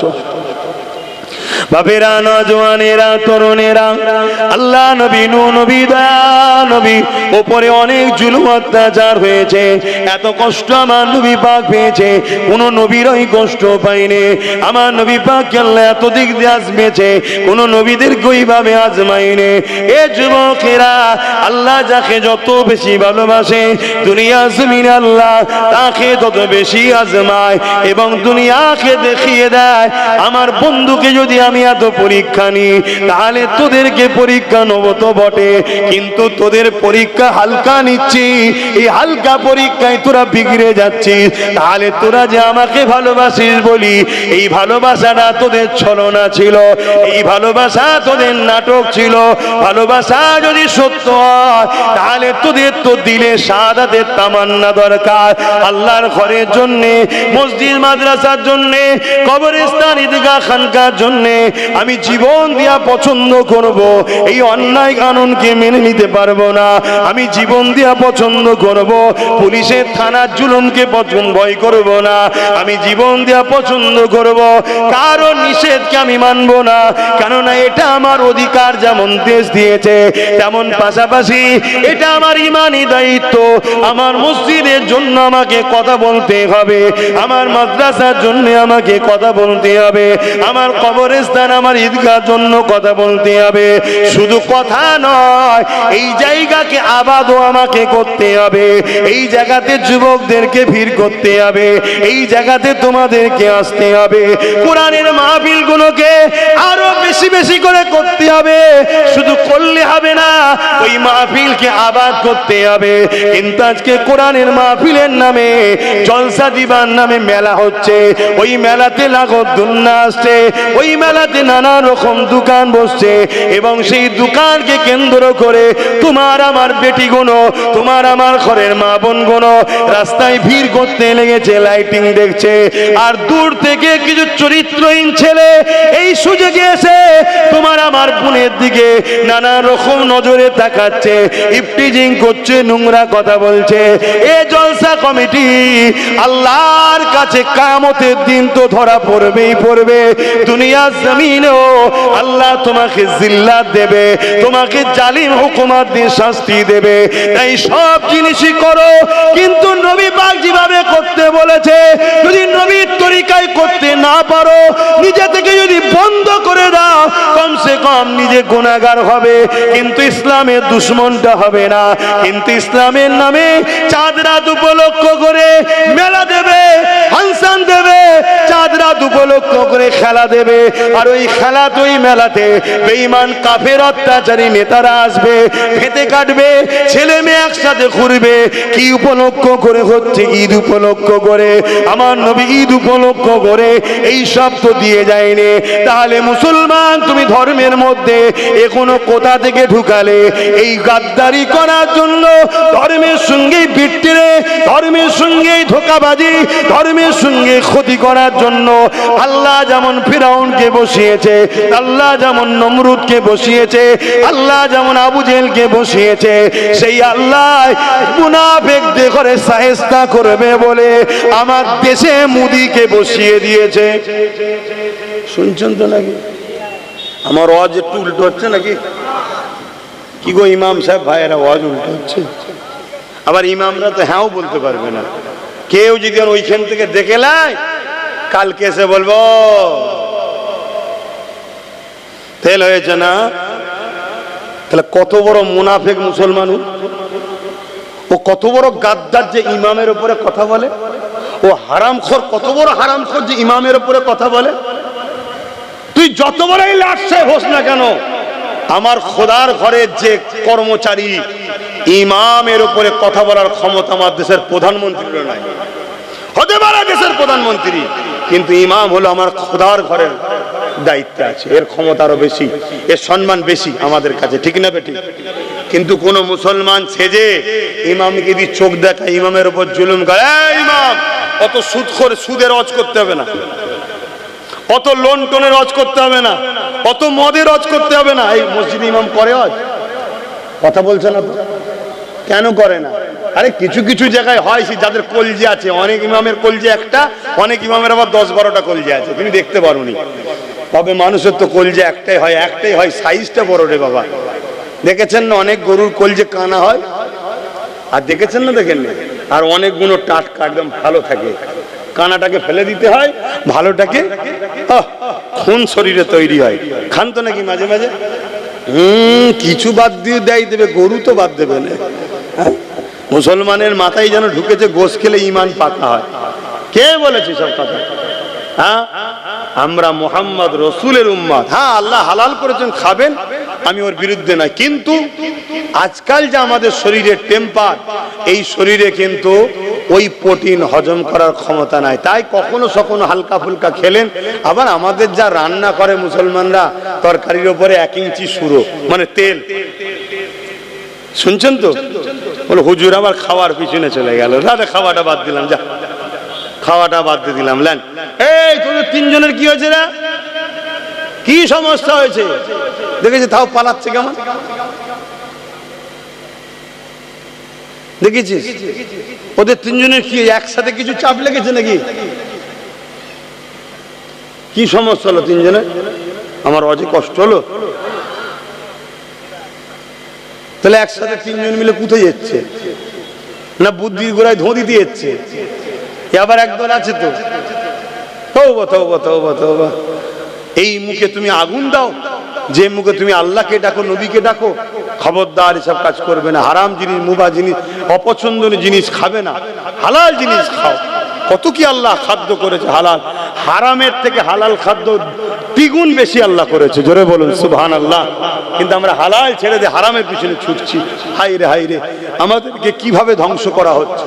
তো কোন কথা বলতে গিয়ে চলে গেলাম? হ্যাঁ, কোন কথা বলছিলাম গো, বলবেন? শুনছেন তো নাকি? খাবার কথাটা শেষ হয়েছে, খাবার কথা এলাম কেন? খিদে লেগেছে তাই? বাপেরা নওজোয়ানেরা আবার বলে যায়, আল্লাহ পাক জালিম হুকুমাতকে বসাই দুই কারণে। এক হলো মুমিনদের ঈমানের পরীক্ষার জন্য, আর মুনাফিকদেরকে তাদের পাওনা বুঝিয়ে দিবার জন্য। এ নওজোয়ানেরা, আমরা দেখেছি পাকা আমের সাথে কাঁচা আম মিশে থাকার জন্য কখনো কখনো ঝড় এলে কাঁচা আমও একটা দুটো পড়ে না। আল্লাহ নবী জানিয়ে দিলেন, দুই শ্রেণীর লোক মার খাবে। এক শ্রেণীর মানুষ হলো অন্যায় করার জন্য মার খাবে, আর এক শ্রেণীর লোক মার খাবে কারা? যারা অন্যায় করেনি কিন্তু অন্যায়ের বিরোধী করেনি, তার জন্য শাস্তি হবে। তাই হযরত লূত আলাইহিস সালামকে আল্লাহ বলেছিলেন, ও হযরত নবী লূত আলাইহিস সালাম, আমি আল্লাহ ৮০,০০০ লোককে মারবো, তার মধ্যে থেকে ৪০,০০০ ভালো, ৪০,০০০ খারাপ। একটা মহামারী দিয়ে আল্লাহ পাক মারবে ৮০,০০০ লোক, তার মধ্যে ৪০,০০০ ভালো, ৪০,০০০ খারাপ।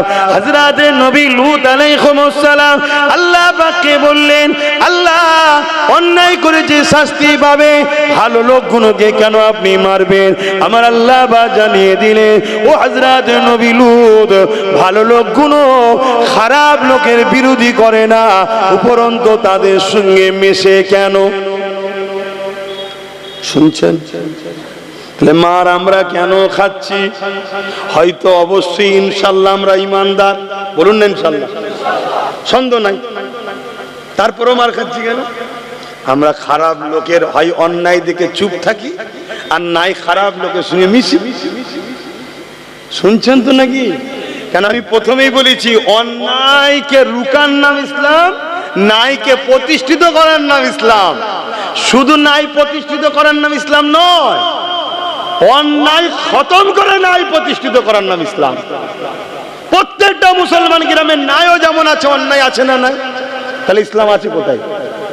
বলুন, কমপ্লিট ইসলাম আছে কোথায়? প্রত্যেকটা মুসলিম গ্রামে এতিমের মাল ছেড়ে খাওয়া হয়, বিধবার উপরে জুলুম হয়, গরিবকে আত্মসাৎ করা হয়, অসহায়ের উপর অত্যাচার করা হয়। প্রত্যেকটা মুসলিম গ্রামের মধ্যে আল্লাহর সৃষ্টির উপরে জুলুম হচ্ছে না হয়নি?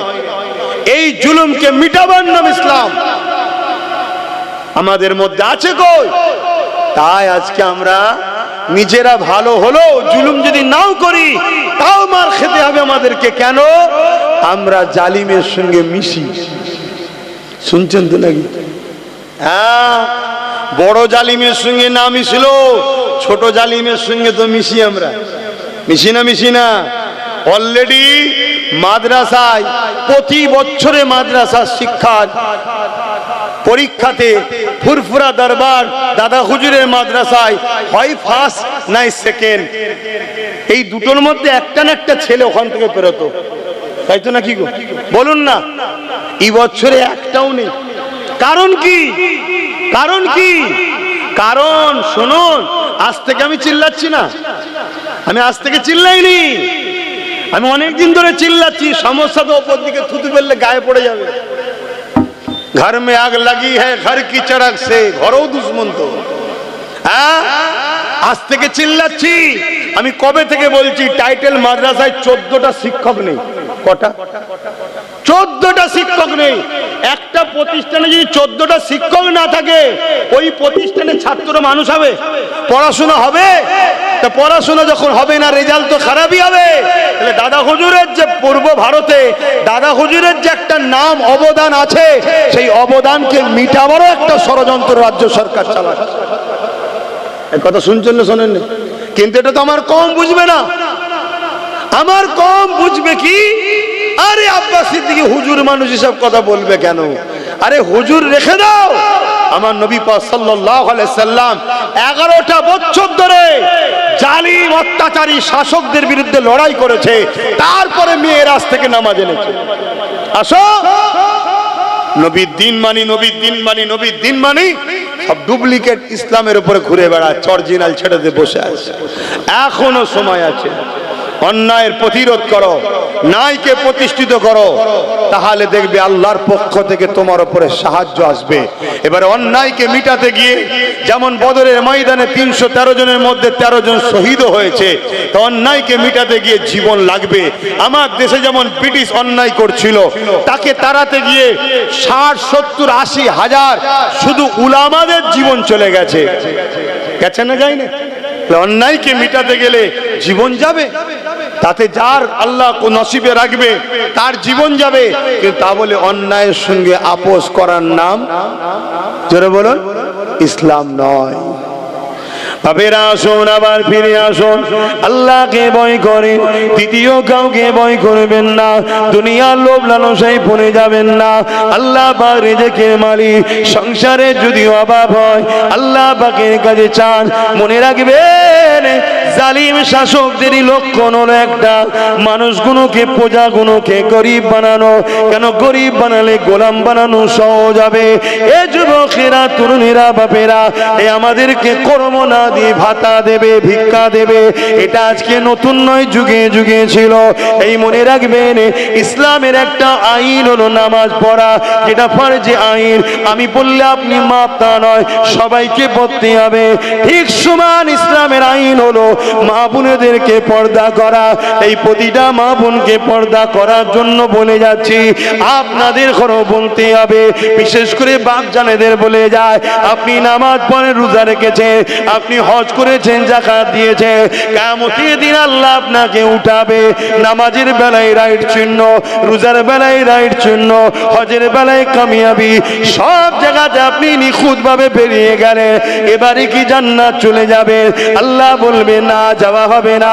এবারে বলো, তোমার স্ত্রী পর্দা করেছিল কিনা? ওই জায়গায় যদি আপনি বলে, আল্লাহ এটা ওকে জিজ্ঞাসা করেন, আমার আল্লাহ বলবে না না না না, ওর অভিভাবক গার্জেন তুমি ছিলে, তুমি কেন কৈফিয়ত দেবে না? তোমার স্ত্রী পর্দা করেছিল কি বলো? যদি স্ত্রী পর্দা করে থাকে, স্ত্রী শরিয়াত চলে থাকে, এই জায়গাতেও ধরুন পাস করে গেলে, আল্লাহ এবারে যায়, আল্লাহ বলবে না না না, বলো তোমার কন্যা সন্তান পর্দা করেছিল কিনা, সে দিন অনুযায়ী ছিল কিনা, তার বিষয়ে তুমি জানাও। এ যুবকেরা, আমাদের সমাজে একটা কথা আছে, পুরুষদের থেকে নারীরা নাকি বাপকে বেশি ভালোবাসে। এই কথাটা অস্বীকার করা যাবে না, অতি সত্য কথা। কন্যা সন্তানরা বাপকে বেশি ভালোবাসে, কিন্তু মনে রাখবেন, আজকের দিনেতে বাপেরা যদি জাহান্নামে যায়, 100-র মধ্যে 99টা বাপ কন্যার জন্য জাহান্নামে যাবে। শুনছেন তো নাকি? আমার আজ কি ইসলাম বিরোধী হচ্ছে? কেন কন্যার জন্য যাবে? প্রত্যেকটা মেয়ের হাতে এখন মোবাইল, আর ওই মোবাইলে সেলফি তুলছে আর ডাউনলোড করছে। লাখো কোটি লোক দেখছে, চোখে জেনা হচ্ছে। যে দেখছে তারও জেনা, আর যে বেটিটা করছে তারও ওই পাপ হচ্ছে। এর জন্য বাপকে কিয়ামত দিন ধরা হবে। শুনছেন আব্বাজান? ও হুজুর, তুমি যা ওয়াজ করছে, সমাধান কি করে হবে? কে বলেছে হবে না? যদি আপনি ছোটবেলা থেকে তারবিয়াত দিতেন, তোর মডেল হলো খাতুনে জান্নাত, এলে জীবনী লে পড়, তাহলে আপনার বেটিটা খাতুনে জান্নাতের সাথেই জান্নাতে থাকতো।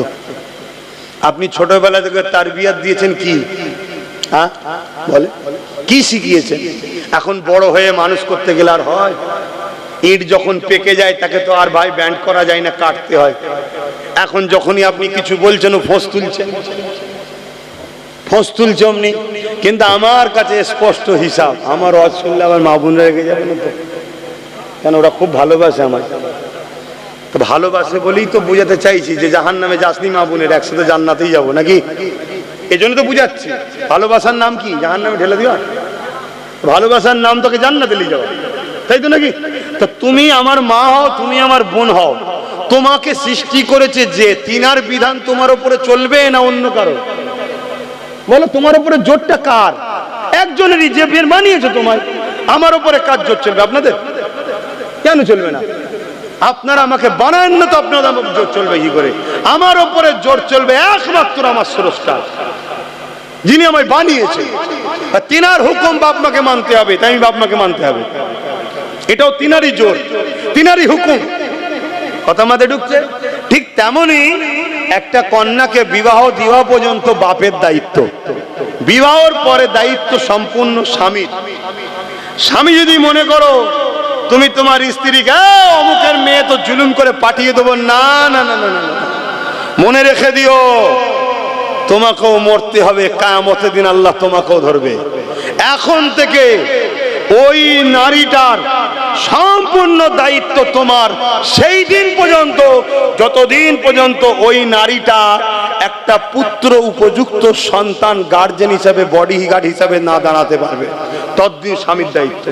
যেই হয়ে গেল ওবার দায়িত্ব হয়ে গেল তার বড় ছেলের। শুনছেন তো নাকি? তাহলে নারীকে কত সম্মান দিয়েছে। প্রথম সমস্ত কিছু থাকা খাওয়া সবকিছু দায়িত্ব বাপের, তারপরে স্বামীর, অর্থাৎ তার গার্ড, তার সবকিছু, তার থাকা খাওয়া, টেনশন, ওষুধ, জামা কাপড় সব কোথায় পাবি তুই, খেটে লিয়াই। শুনছেন তো নাকি? নারী নিশ্চিন্তা। কিন্তু সেই নারী হাত তুললে একদিন দোয়া কবুল হচ্ছিল। পুরুষদের দোয়া যদিও কবুল না হয়, কেন আমরা হাটে বাজারে এদিক সেদিক বসছি, বন্ধুকে খুশি করতে গিয়ে এক কাপ চা খেয়ে নিচ্ছি, এর বাড়ি খেয়ে ফেলছি, ওর বাড়ি খেয়ে ফেলছি। শুনছেন তো নাকি? আমার কথায় কি বেজার হচ্ছেন? সব কথা খুলে বলা যায়। হযরতে মুসা আলাইহিস সালাম একদিন তুর পাহাড়ে যাচ্ছে, এটা আবার বলে দিই না হয় ইখতিলাফ হবে।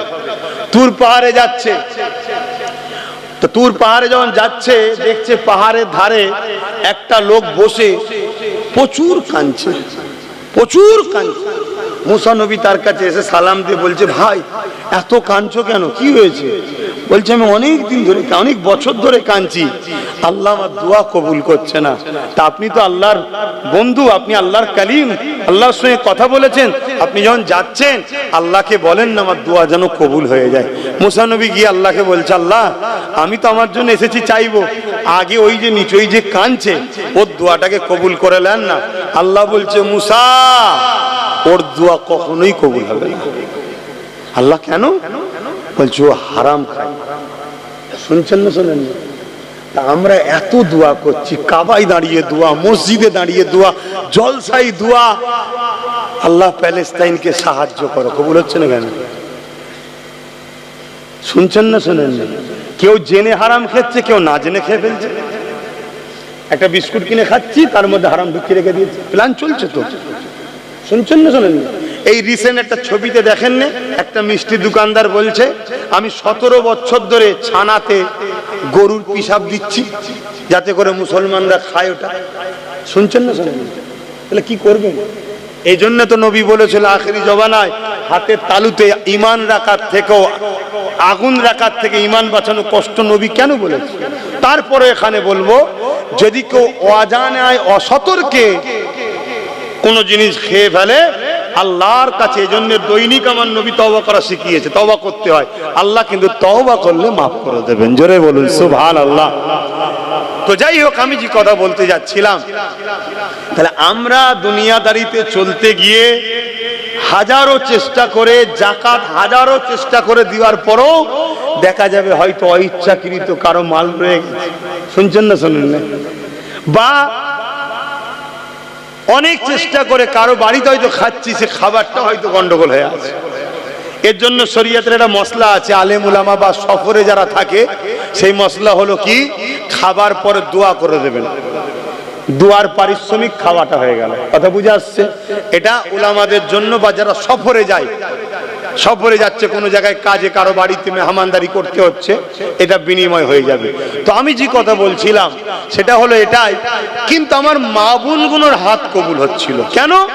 মা বোনগুলো স্বামী যদি ভুল ইনকাম করেও খাওয়ায়, মা বোনেদেরকে আল্লাহ কিন্তু ধরবে না। কথা শুনছেন তো? কেন? ওদের অভিভাবক হলো স্বামী। বাপ যদি ভুল ইনকাম করে মেয়েকে খাওয়ায়, বা বাচ্চা যতদিন ছোট আছে পুরুষ, ওর জন্য ওই বাচ্চাকেও ধরবে না, ধরবে গার্জেনকে, কেন ও অভিভাবক। কিন্তু আজকে বড় প্ল্যান করে আমার মা বোনকে সামান্য 1000 টাকার ভিক্ষার নামে কিভাবে নামিয়ে দিল দেখলেন তো? হতে তো পারে এটা সুদের টাকা, এই হতে তো পারে মদ বিক্রির টাকা। এমনি তো পশ্চিমবাংলা মদ বিক্রি নম্বর 1 হয়ে গেছে, কি হতে তো পারে। মাফ করবেন একটা ভাষা বলছি, কিন্তু বুঝাতে গেলে তো বলতে হবে। হতে তো পারে এই টাকাটা ওই পতিতালয়ের মেয়েদের দেহ বিক্রি করা টাকা, যেখানে লাইসেন্স দিয়ে রেখেছে সরকার, জানেন তো নাকি? কথা বলছে না তো, আমার ভুল হয়ে গেল নাকি? আমি তো জানিনি বাপ আর কিভাবে করলে আপনারা খুশি হবেন। আমি তো আপনাদের খুশি করার জন্য এসিনি। আমি তো, যিনি আমাকে এখানে নিয়ে এসে বসিয়েছেন, কে? আমার মুখ দিয়ে কথা বার করছে কে? অনেক সুন্দর চেহারা আছে, কানও শুনতে পায় না, মুখও বলতে পারে না, আছে না নাই? মুখ থাকলেই যে কথা বলবে এমনটা ব্যাপার নয়, আর আজ বলছি কালকেও যে বলতে পারবে এমনটা ব্যাপার নেই, খুনিও বন্ধ করে দিতে পারে। তা যিনি আমার কথা চালাচ্ছেন, যিনি আমায় বলাচ্ছেন, তা আমাকে তো বলতে হবে তেনার জন্য, নাকি গো? এতে যদি আপনারা কেউ কষ্ট পান, আমার কিছু করার আছে? ওই একটু গাল দিয়ে নেবেন, একটু গাল দিয়ে রাগ মিটিয়ে নেবেন। সেদিন কলকাতায় একটা মিটিং হলো, দেখলেন না? ওয়াকফের বিরুদ্ধে, হ্যাঁ দেখেছেন? একটা মিটিং হলো, সেই মিটিং এ একজন দাড়িওয়ালা, এরকম দাড়ি, মাথায় টুপি দিয়ে আমার বাপ তুলে গাল দিচ্ছে, মা তুলে, দেখেছেন তো নাকি? হায় হায়, এরা আবার বলছে এক হতে হবে।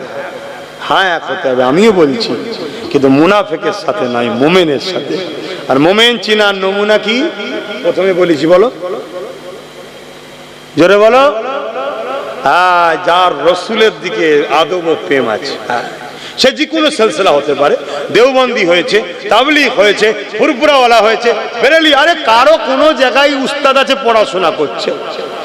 যদি তোমার সঙ্গে আমার জুজিয়াত মসলার লড়াই থাকতে পারে, আমাদের সঙ্গে অনেক সিলসিলার জুজিয়াত মসলার লড়াই আছে। আজানটা মসজিদের বাইরে দেবে না ভেতরে দেবে, ফাতিহা খাবার সামনে নিয়ে করবে না হাড়িতে ওখানে থাকবে এখানে করবে, এরকম জুজিয়াত কিছু লড়াই আমাদের মধ্যে আছে। এই লড়াইটা বড় লড়াই নয়, কিন্তু আকীদার লড়াই হলো হুজুরকে নিয়ে। যাদের হুজুরের বেলায় আকীদা নেই, তাদের সঙ্গে মিশা হারাম, চলবে না, তারা মুসলমানই নয়। শুনছেন তো নাকি? জুজিয়াত মাসলা লড়াই হয়েছে, ও তুমি তোমার শায়েখকে মানগে যাও, তুমি তোমার আমিরকে মানগে যাও, তুমি তোমার পীরকে মানগে যাও, আমি জমানার মুজাদ্দেদকে মানি। কিন্তু মসজিদ এখন আমাদের সবার, মাদ্রাসা সবার। আসো আমরা সংগঠিত হই, একতা হওয়ার দরকার আছে না নাই? কিন্তু কাদের সাথে? যাদের আকীদা নবী মরে গেছে তার সাথে একতা হবে। যাদের আকীদা কিয়ামতের দিন নবীও ভ্যাল ভ্যাল করে চেয়ে থাকবে, তাদের সঙ্গে একতা হবেন। তাহলে আল্লাহ সাহায্য পাবেন? আল্লাহ তো মেরে ফেলবে আরো। হ্যাঁ একতা হব। হ্যাঁ জুজিয়াত মাসলা আমি দাঁড়িয়ে সালাম দিই, কেউ বসে দেয়, দাঁড়ানোটা কি ফরজ, ওয়াজিব, সুন্নতে মুআক্কাদা না? এটা প্রেমের ব্যাপার, আমার ভালো লাগে দিই, ওর ভালো লাগে না বসে দেয়। এ নিয়ে তো আমাদের ঝগড়া করা উচিত নয়। আমাদের ঝগড়া আকীদা যার সঙ্গে সমস্যা, আর আকীদা মুহাম্মদ রাসূলের সঙ্গে প্রেম ও আদবের সাথে গাঁট বাঁধার নাম ঈমান। জোরে বলুন সুবহানাল্লাহ। তো অস্ত করেই যাচ্ছি, নামাজ হবে তো, সংক্ষেপ করি নাকি? অনেক সময় হয়ে গেছে, আসেন আর কথা বেরিয়ে লাভ নেই, একটু সালাম দিয়ে লি। ইয়া নবী সালাম। এই ছেলেটা কি করছে? কি করছে? এক হাতে মোবাইলের আর এক হাত কোথায় তো? কি সমস্যা? আল্লাহ, বদমাশি করছো? আমার কথায় কেউ কষ্ট পাচ্ছেন না তো বাপ? আমি কি আমার স্বার্থে চিল্লাচ্ছি? আমি তো আমার আল্লাহ ও রসুলের জন্য চিল্লাচ্ছি, আপনাদেরকে বাঁচাবার চেষ্টা করছি। এবারে বাঁচবেন কি বাঁচবেন না ওটা আমার হাতে ক্ষমতা নেই, বাঁচাবার মালিক আল্লাহ। তবে আল্লাহ বলেছেন যে বাঁচতে চায় আমি তাকে বাঁচাবো। এখানে বাঁচা বলে দুনিয়ায় বেঁচে থাকার নাম বলছি না। আরে মরতে তো হবেই রে বাবা। চোর মরে না মরে না, ডাকাত মরে না মরে না, নেতা মন্ত্রী মরে না মরে না, হুজুর মরে না মরে না, মানে ইন্তেকালের কথা বলছি।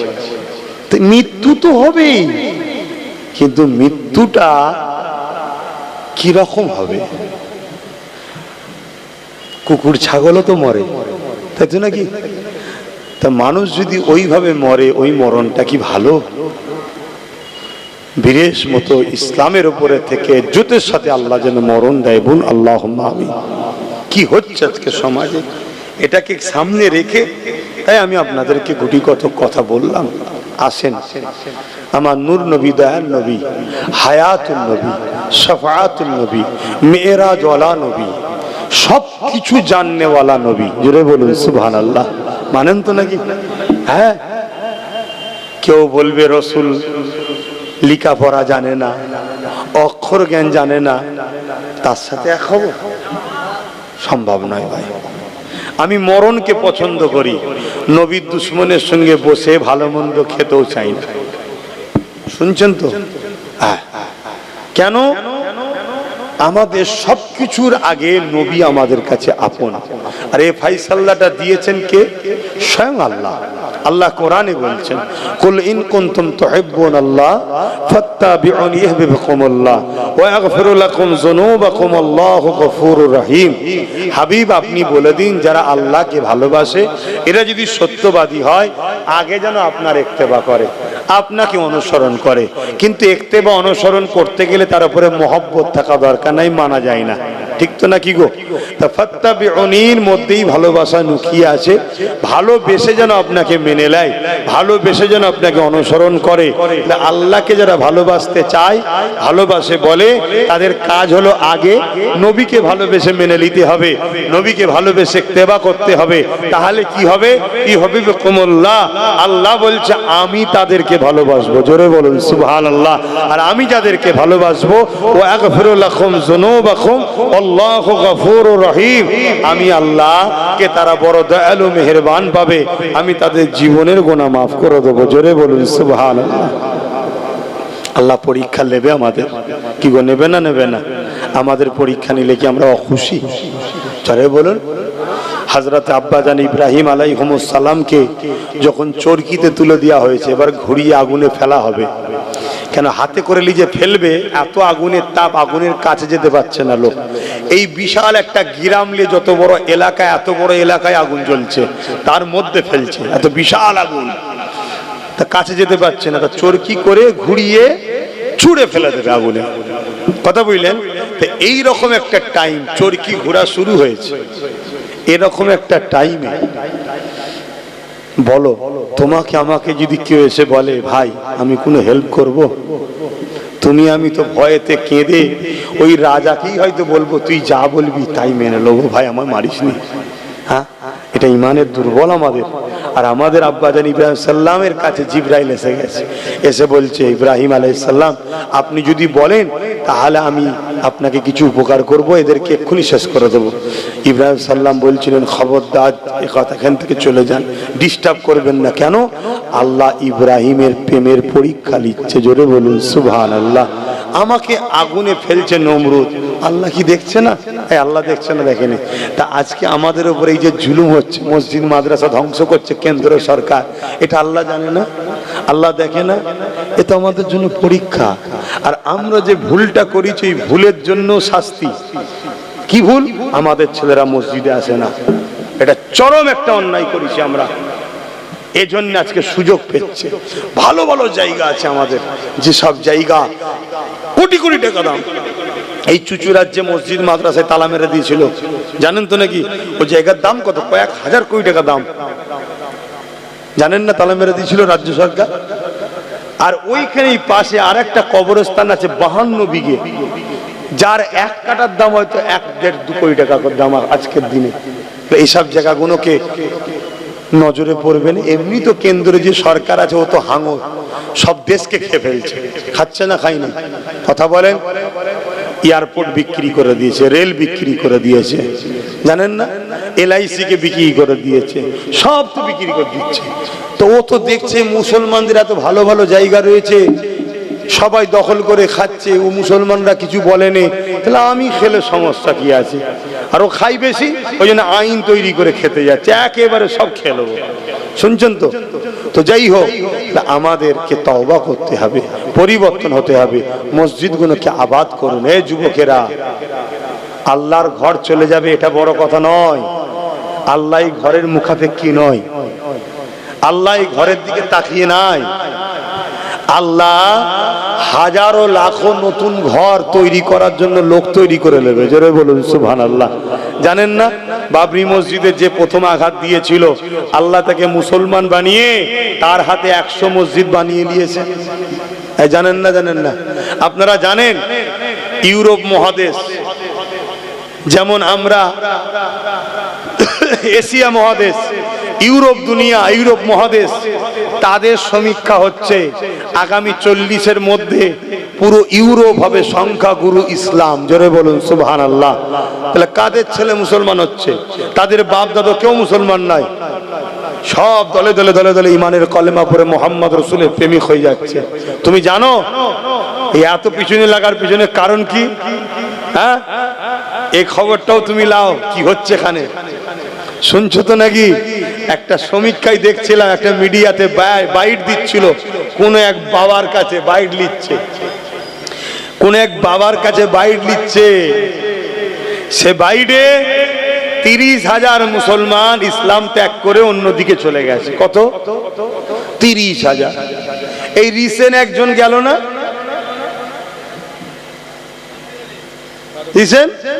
গেল তো নাকি?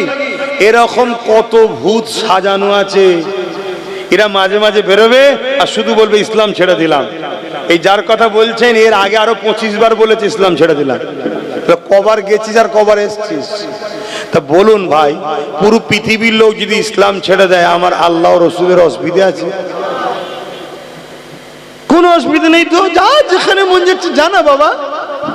কিন্তু মনে রাখবি, মনে রাখবি, সৃষ্টিকর্তা যেদিন হিসাব নেবে সেদিন জবাবটা দিতে হবে, ঠিক তো নাকি? 30,000 লোক ইসলাম ছেড়ে নাকি চলে গেছে, সমীক্ষা বলছে।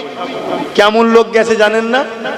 ওই যে একটা লোক বললো কোরআনে নাকি 26টা আয়াত ভুল আছে, সুপ্রিম কোর্টে কেস করেছিল, কি রেজবি যেন, জানেন তো নাকি?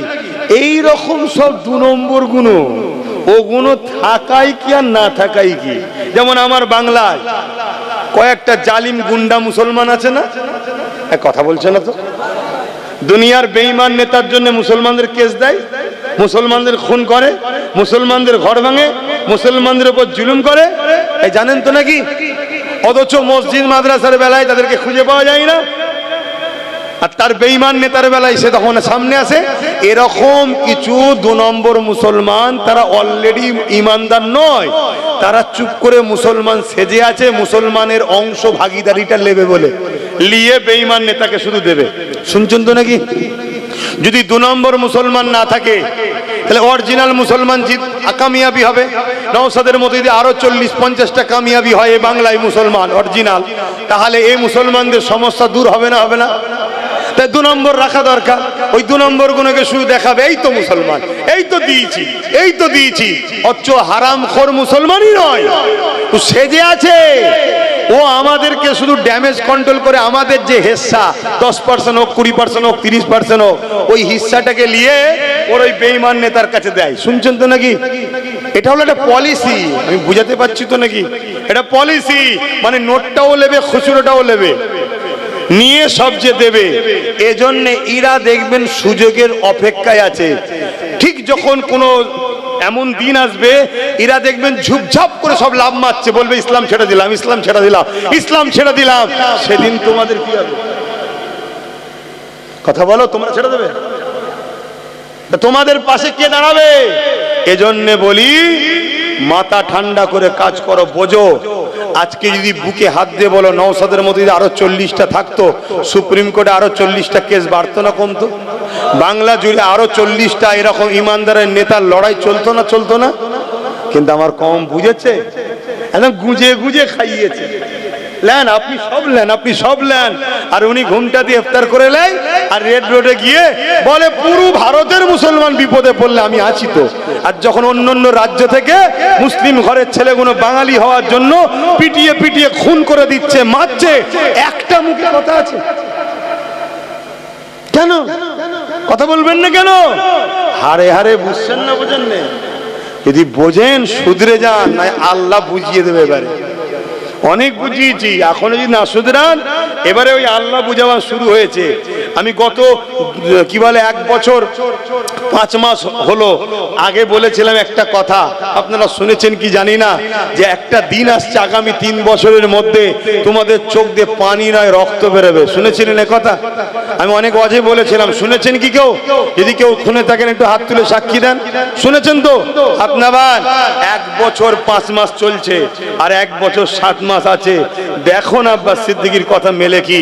আমি আবার বলে যাচ্ছি, 1 বছর 7 মাস এর মধ্যেই দেখো না কি ঘটে, শুধু কি ঘটে দেখো না। চোখের সামনে বাপকে বেঁধে বেটির ওপর জুলুম হবে, ওপেন।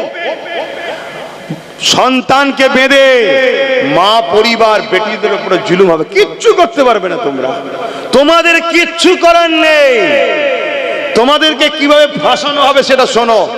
তোমরা একটু এলাকায় মুসলমান বেশি, একটু ক্ষমতা আছে, পাওয়ার আছে, এখানেই একজন অমুসলিমকে দিয়ে আমার নবীর বিরুদ্ধে একটা গালিগালাজ করাবে, কার্টুন করাবে।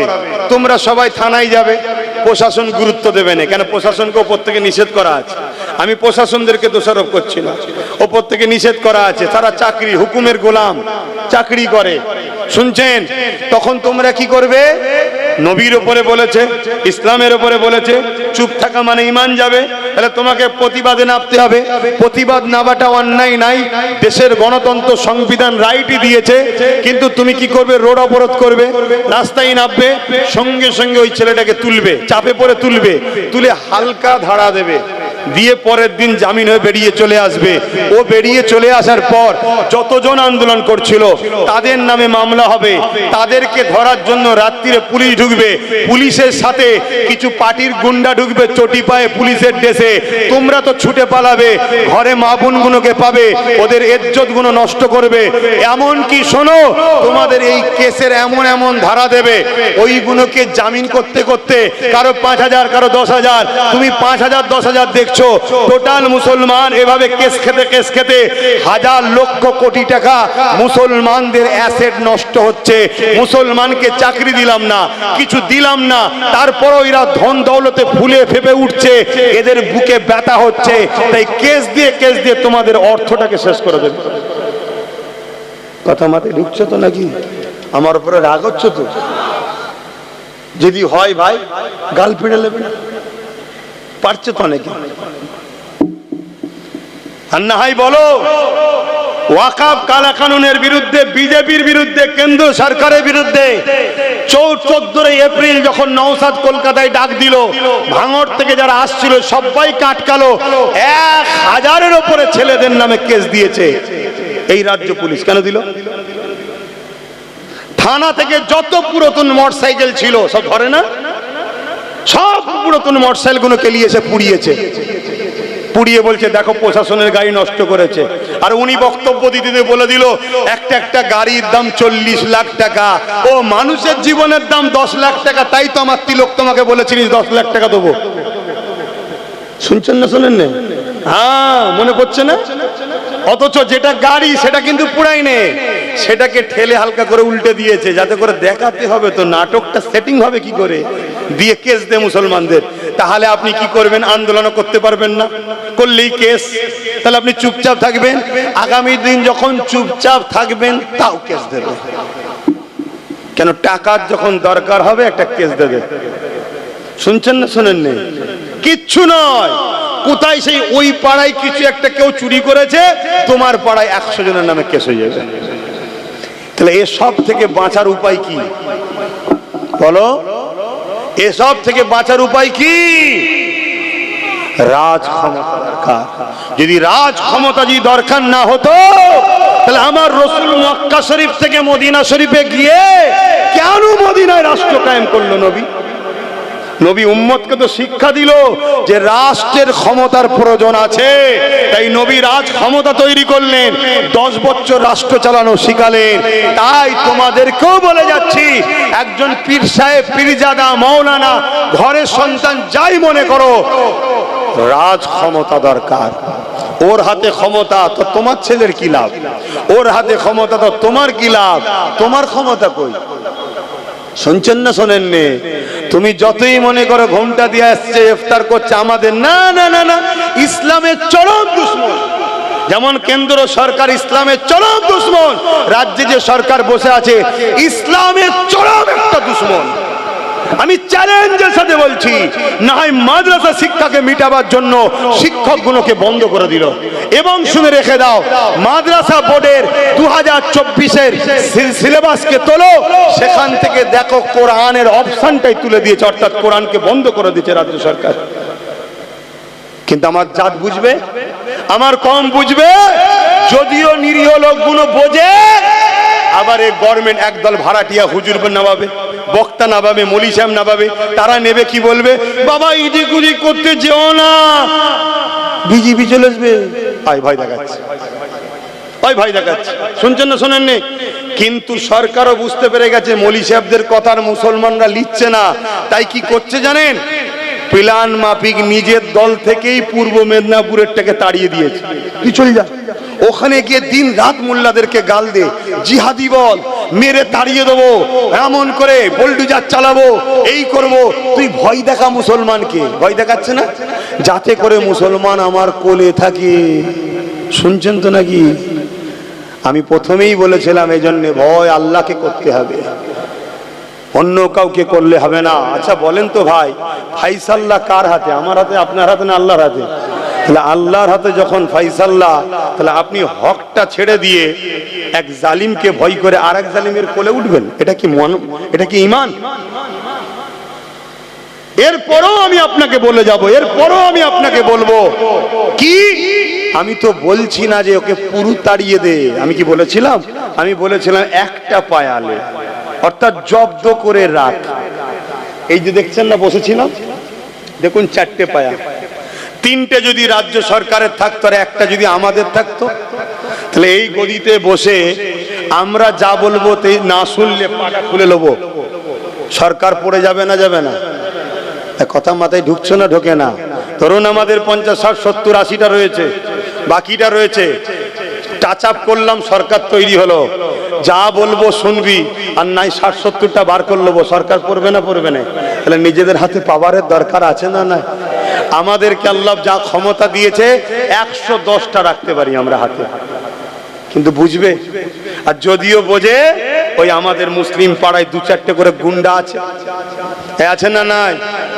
এই গুন্ডা আছে, এই গুন্ডা কোনো কোটি কোটি টাকা পায়, গুন্ডাগিরি করে। শুনছেন তো নাকি? গুন্ডাও জব্দ হয়ে যাবে যদি আপনারা এক হতে পারেন। এক যদি হতে পারেন, একবার ঘিরবেন, খাবার খানা টানা করিয়ে ভালো মতো করে খাইয়ে দেবেন। শুনছেন তো নাকি? সব শয়তান ঠান্ডা হয়ে যাবে। আমার কথা বুঝছেন না, বোঝেন না? যদি আজ হাত গুটিয়ে বসে থাকেন যে কি করব, কালকে আরো ভয়ানক দিন আসছে, কালকে আরো ভয়ানক দিন আসছে। আমার তো ভয় হচ্ছে, একটা ভয় আমার দিলের মধ্যে বারবার কুড়ে কুড়ে খাচ্ছে। আমি তো কোনো জায়গায় বলিনি, বলবো আজকে। আমার তো ভয় হচ্ছে যে ইচ্ছা করে পশ্চিম বাংলায় দাঙ্গা লাগানো হচ্ছে যাতে করে রাষ্ট্রপতি শাসন হয়, আর রাষ্ট্রপতি শাসন হলেই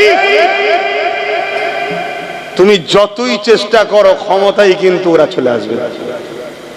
কথা মাথায় ঢুকছে না, ঢোকে না? তাহলে একটা সেটিং থাকে, যেমন দিল্লিতে সেটিং ছিল জানেন না? কংগ্রেসকে কোনোভাবে তোলা যাচ্ছিল না, কি করে নামাবো, লাস্টে একটা সেকুলার মুখকে দিয়ে কেজরিওয়াল, তাকে দিয়ে প্রথম কংগ্রেসটাকে শেষ করলো। 10 বছরের ডিউটি ছিল, বেরিয়ে যা। সে তো পুরো পৃথিবী থেকেই গায়েব, তার কোনো খবরই নেই আর। ঠিক তেমনই এর সাথে হয়তো কন্টাক্ট একটা আছে, এত বছর থাকবি, বেরিয়ে যাবি, আমাকে এনে দিবি। কেন? কোনোভাবে হলো এর আগে যা ছিল, আমি তাকে ভালো বলবো না, কিন্তু যাই হোক দাঙ্গা ধর্ম বিভাজনটা কিন্তু করতে দেয়নি। জুলুম করেছে, আমি অস্বীকার করবো না, করেছে। ও তোমাদের মতো আমি লোক নয়, অন্যায় অন্যায় বলতে হবে, কিন্তু এটা তো করতে দেয়নি। অতএব তাকে সরাতে গেলে পলিসি হিসাবে একটা ঘোমটাওয়ালা লিয়াই, একে নিয়ে এসে বসিয়ে দিয়েছে। এবারে কন্টাক্ট হয়ে গেছে, যে কোনো ভাবে একটা অশান্তি লাগিয়ে রাষ্ট্রপতি শাসন করে দিয়ে আমরা চলে আসি। তাহলে তখন কি হবে তোমার আমার? তাহলে আব্বাস সিদ্দিকী যে 21-এ বলেছিল, এখন বলুন আমি কি অন্যায় করেছিলাম? একটু আওয়াজ দিয়ে বলবেন, অন্যায় করেছিলাম কি? আমি আমার ভাইটাকে 42 দিন জেল খাটালাম আমার জন্যই তো। আমি আমার ভাইটার মাথায় হাজার হাজার কেস চেপে আছে। আমার ভাইটাকে মারলো গাড়িতে, জানেন না, তার হাত ভাঙলো, কাঁচ ভাঙলো, হাত রক্তাক্ত হয়ে গেল। কত রকম মিথ্যা মিথ্যা ইলজাম, জুলুম, অত্যাচার, আজও তাকে গাল খেতে হচ্ছে। সব আব্বাস সিদ্দিকীর জন্য হলো। তাকে আমি বুঝালাম যে দেখ, আমি তো জলসায় নেমে গেছি, পীর মুরিদি করছি, জলসা করছি, এখন আমি যদি কোনো জায়গায় নেতা হয়ে দাঁড়াতে যাই, এটা মানাই না। কেন? রাজনীতি মানুষের জন্য হয়, ঠিক না বেটি? এখানে হিন্দু গরিব হোক, যেই হোক, সবাইকে দেখতে হবে। তাই আমি পাচ্ছি না, তুই যা, আমি তোকে সাপোর্ট করব। আমি তো মনে করি আল্লাহর রহমত যে রাজি হয়ে গেছিল। ও তো বলতে পারতো না না আমি ওখানে নেই। একটা এমএলএ এর টাকা কত? মাস গেলে 1 লাখ টাকা। অহংকার নয়, আল্লাহ এমনও দিন দেয়, একদিনে 1 লাখ টাকা দেয়। আপনাদের আবার হিংসা হয়ে গেল না তো? কেউ তো বলেও তো ফ্যাসাদ বলবে, দেখেছিস কত টাকা? আরে আল্লাহ দিচ্ছে তো, আপনার ব্যথা হচ্ছে কেন?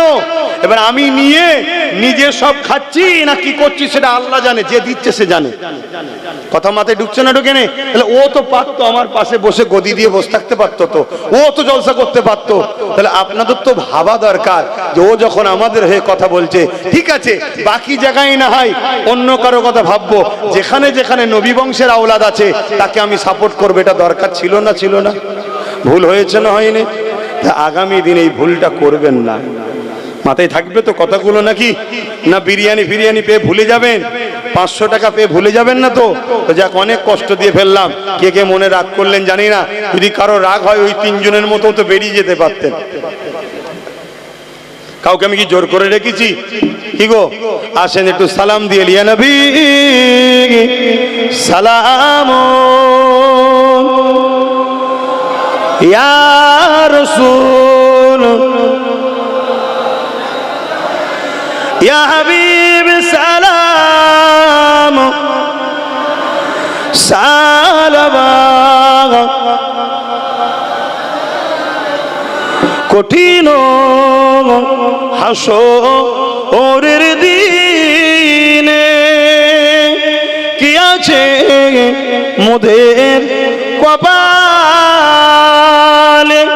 গুনাহগার উম্মাহ আতো আপনার লইবেন সঙ্গে মাহশরে। নবী সালাম ইয়া রাসূল ইয়া হাবিব সালাম সালাম। সকলে গায়ে গায়ে বসুন। বালাগাল উলা বিকামালিহি।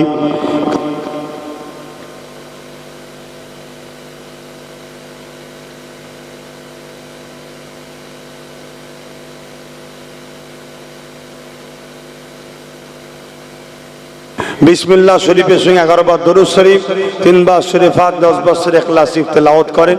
এখনই দোয়া চাওয়া হবে। আর একটুখানি ছেলেরা যাচ্ছে, একটু ছেলেরা যাচ্ছে। আজান এখনো দেন?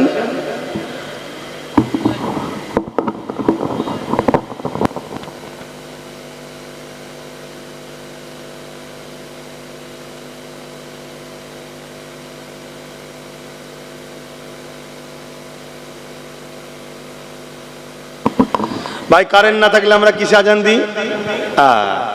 অনেকে সমালোচনা করে, আবার খবরদার, মুক্তদায় হাল বুঝতে হয়।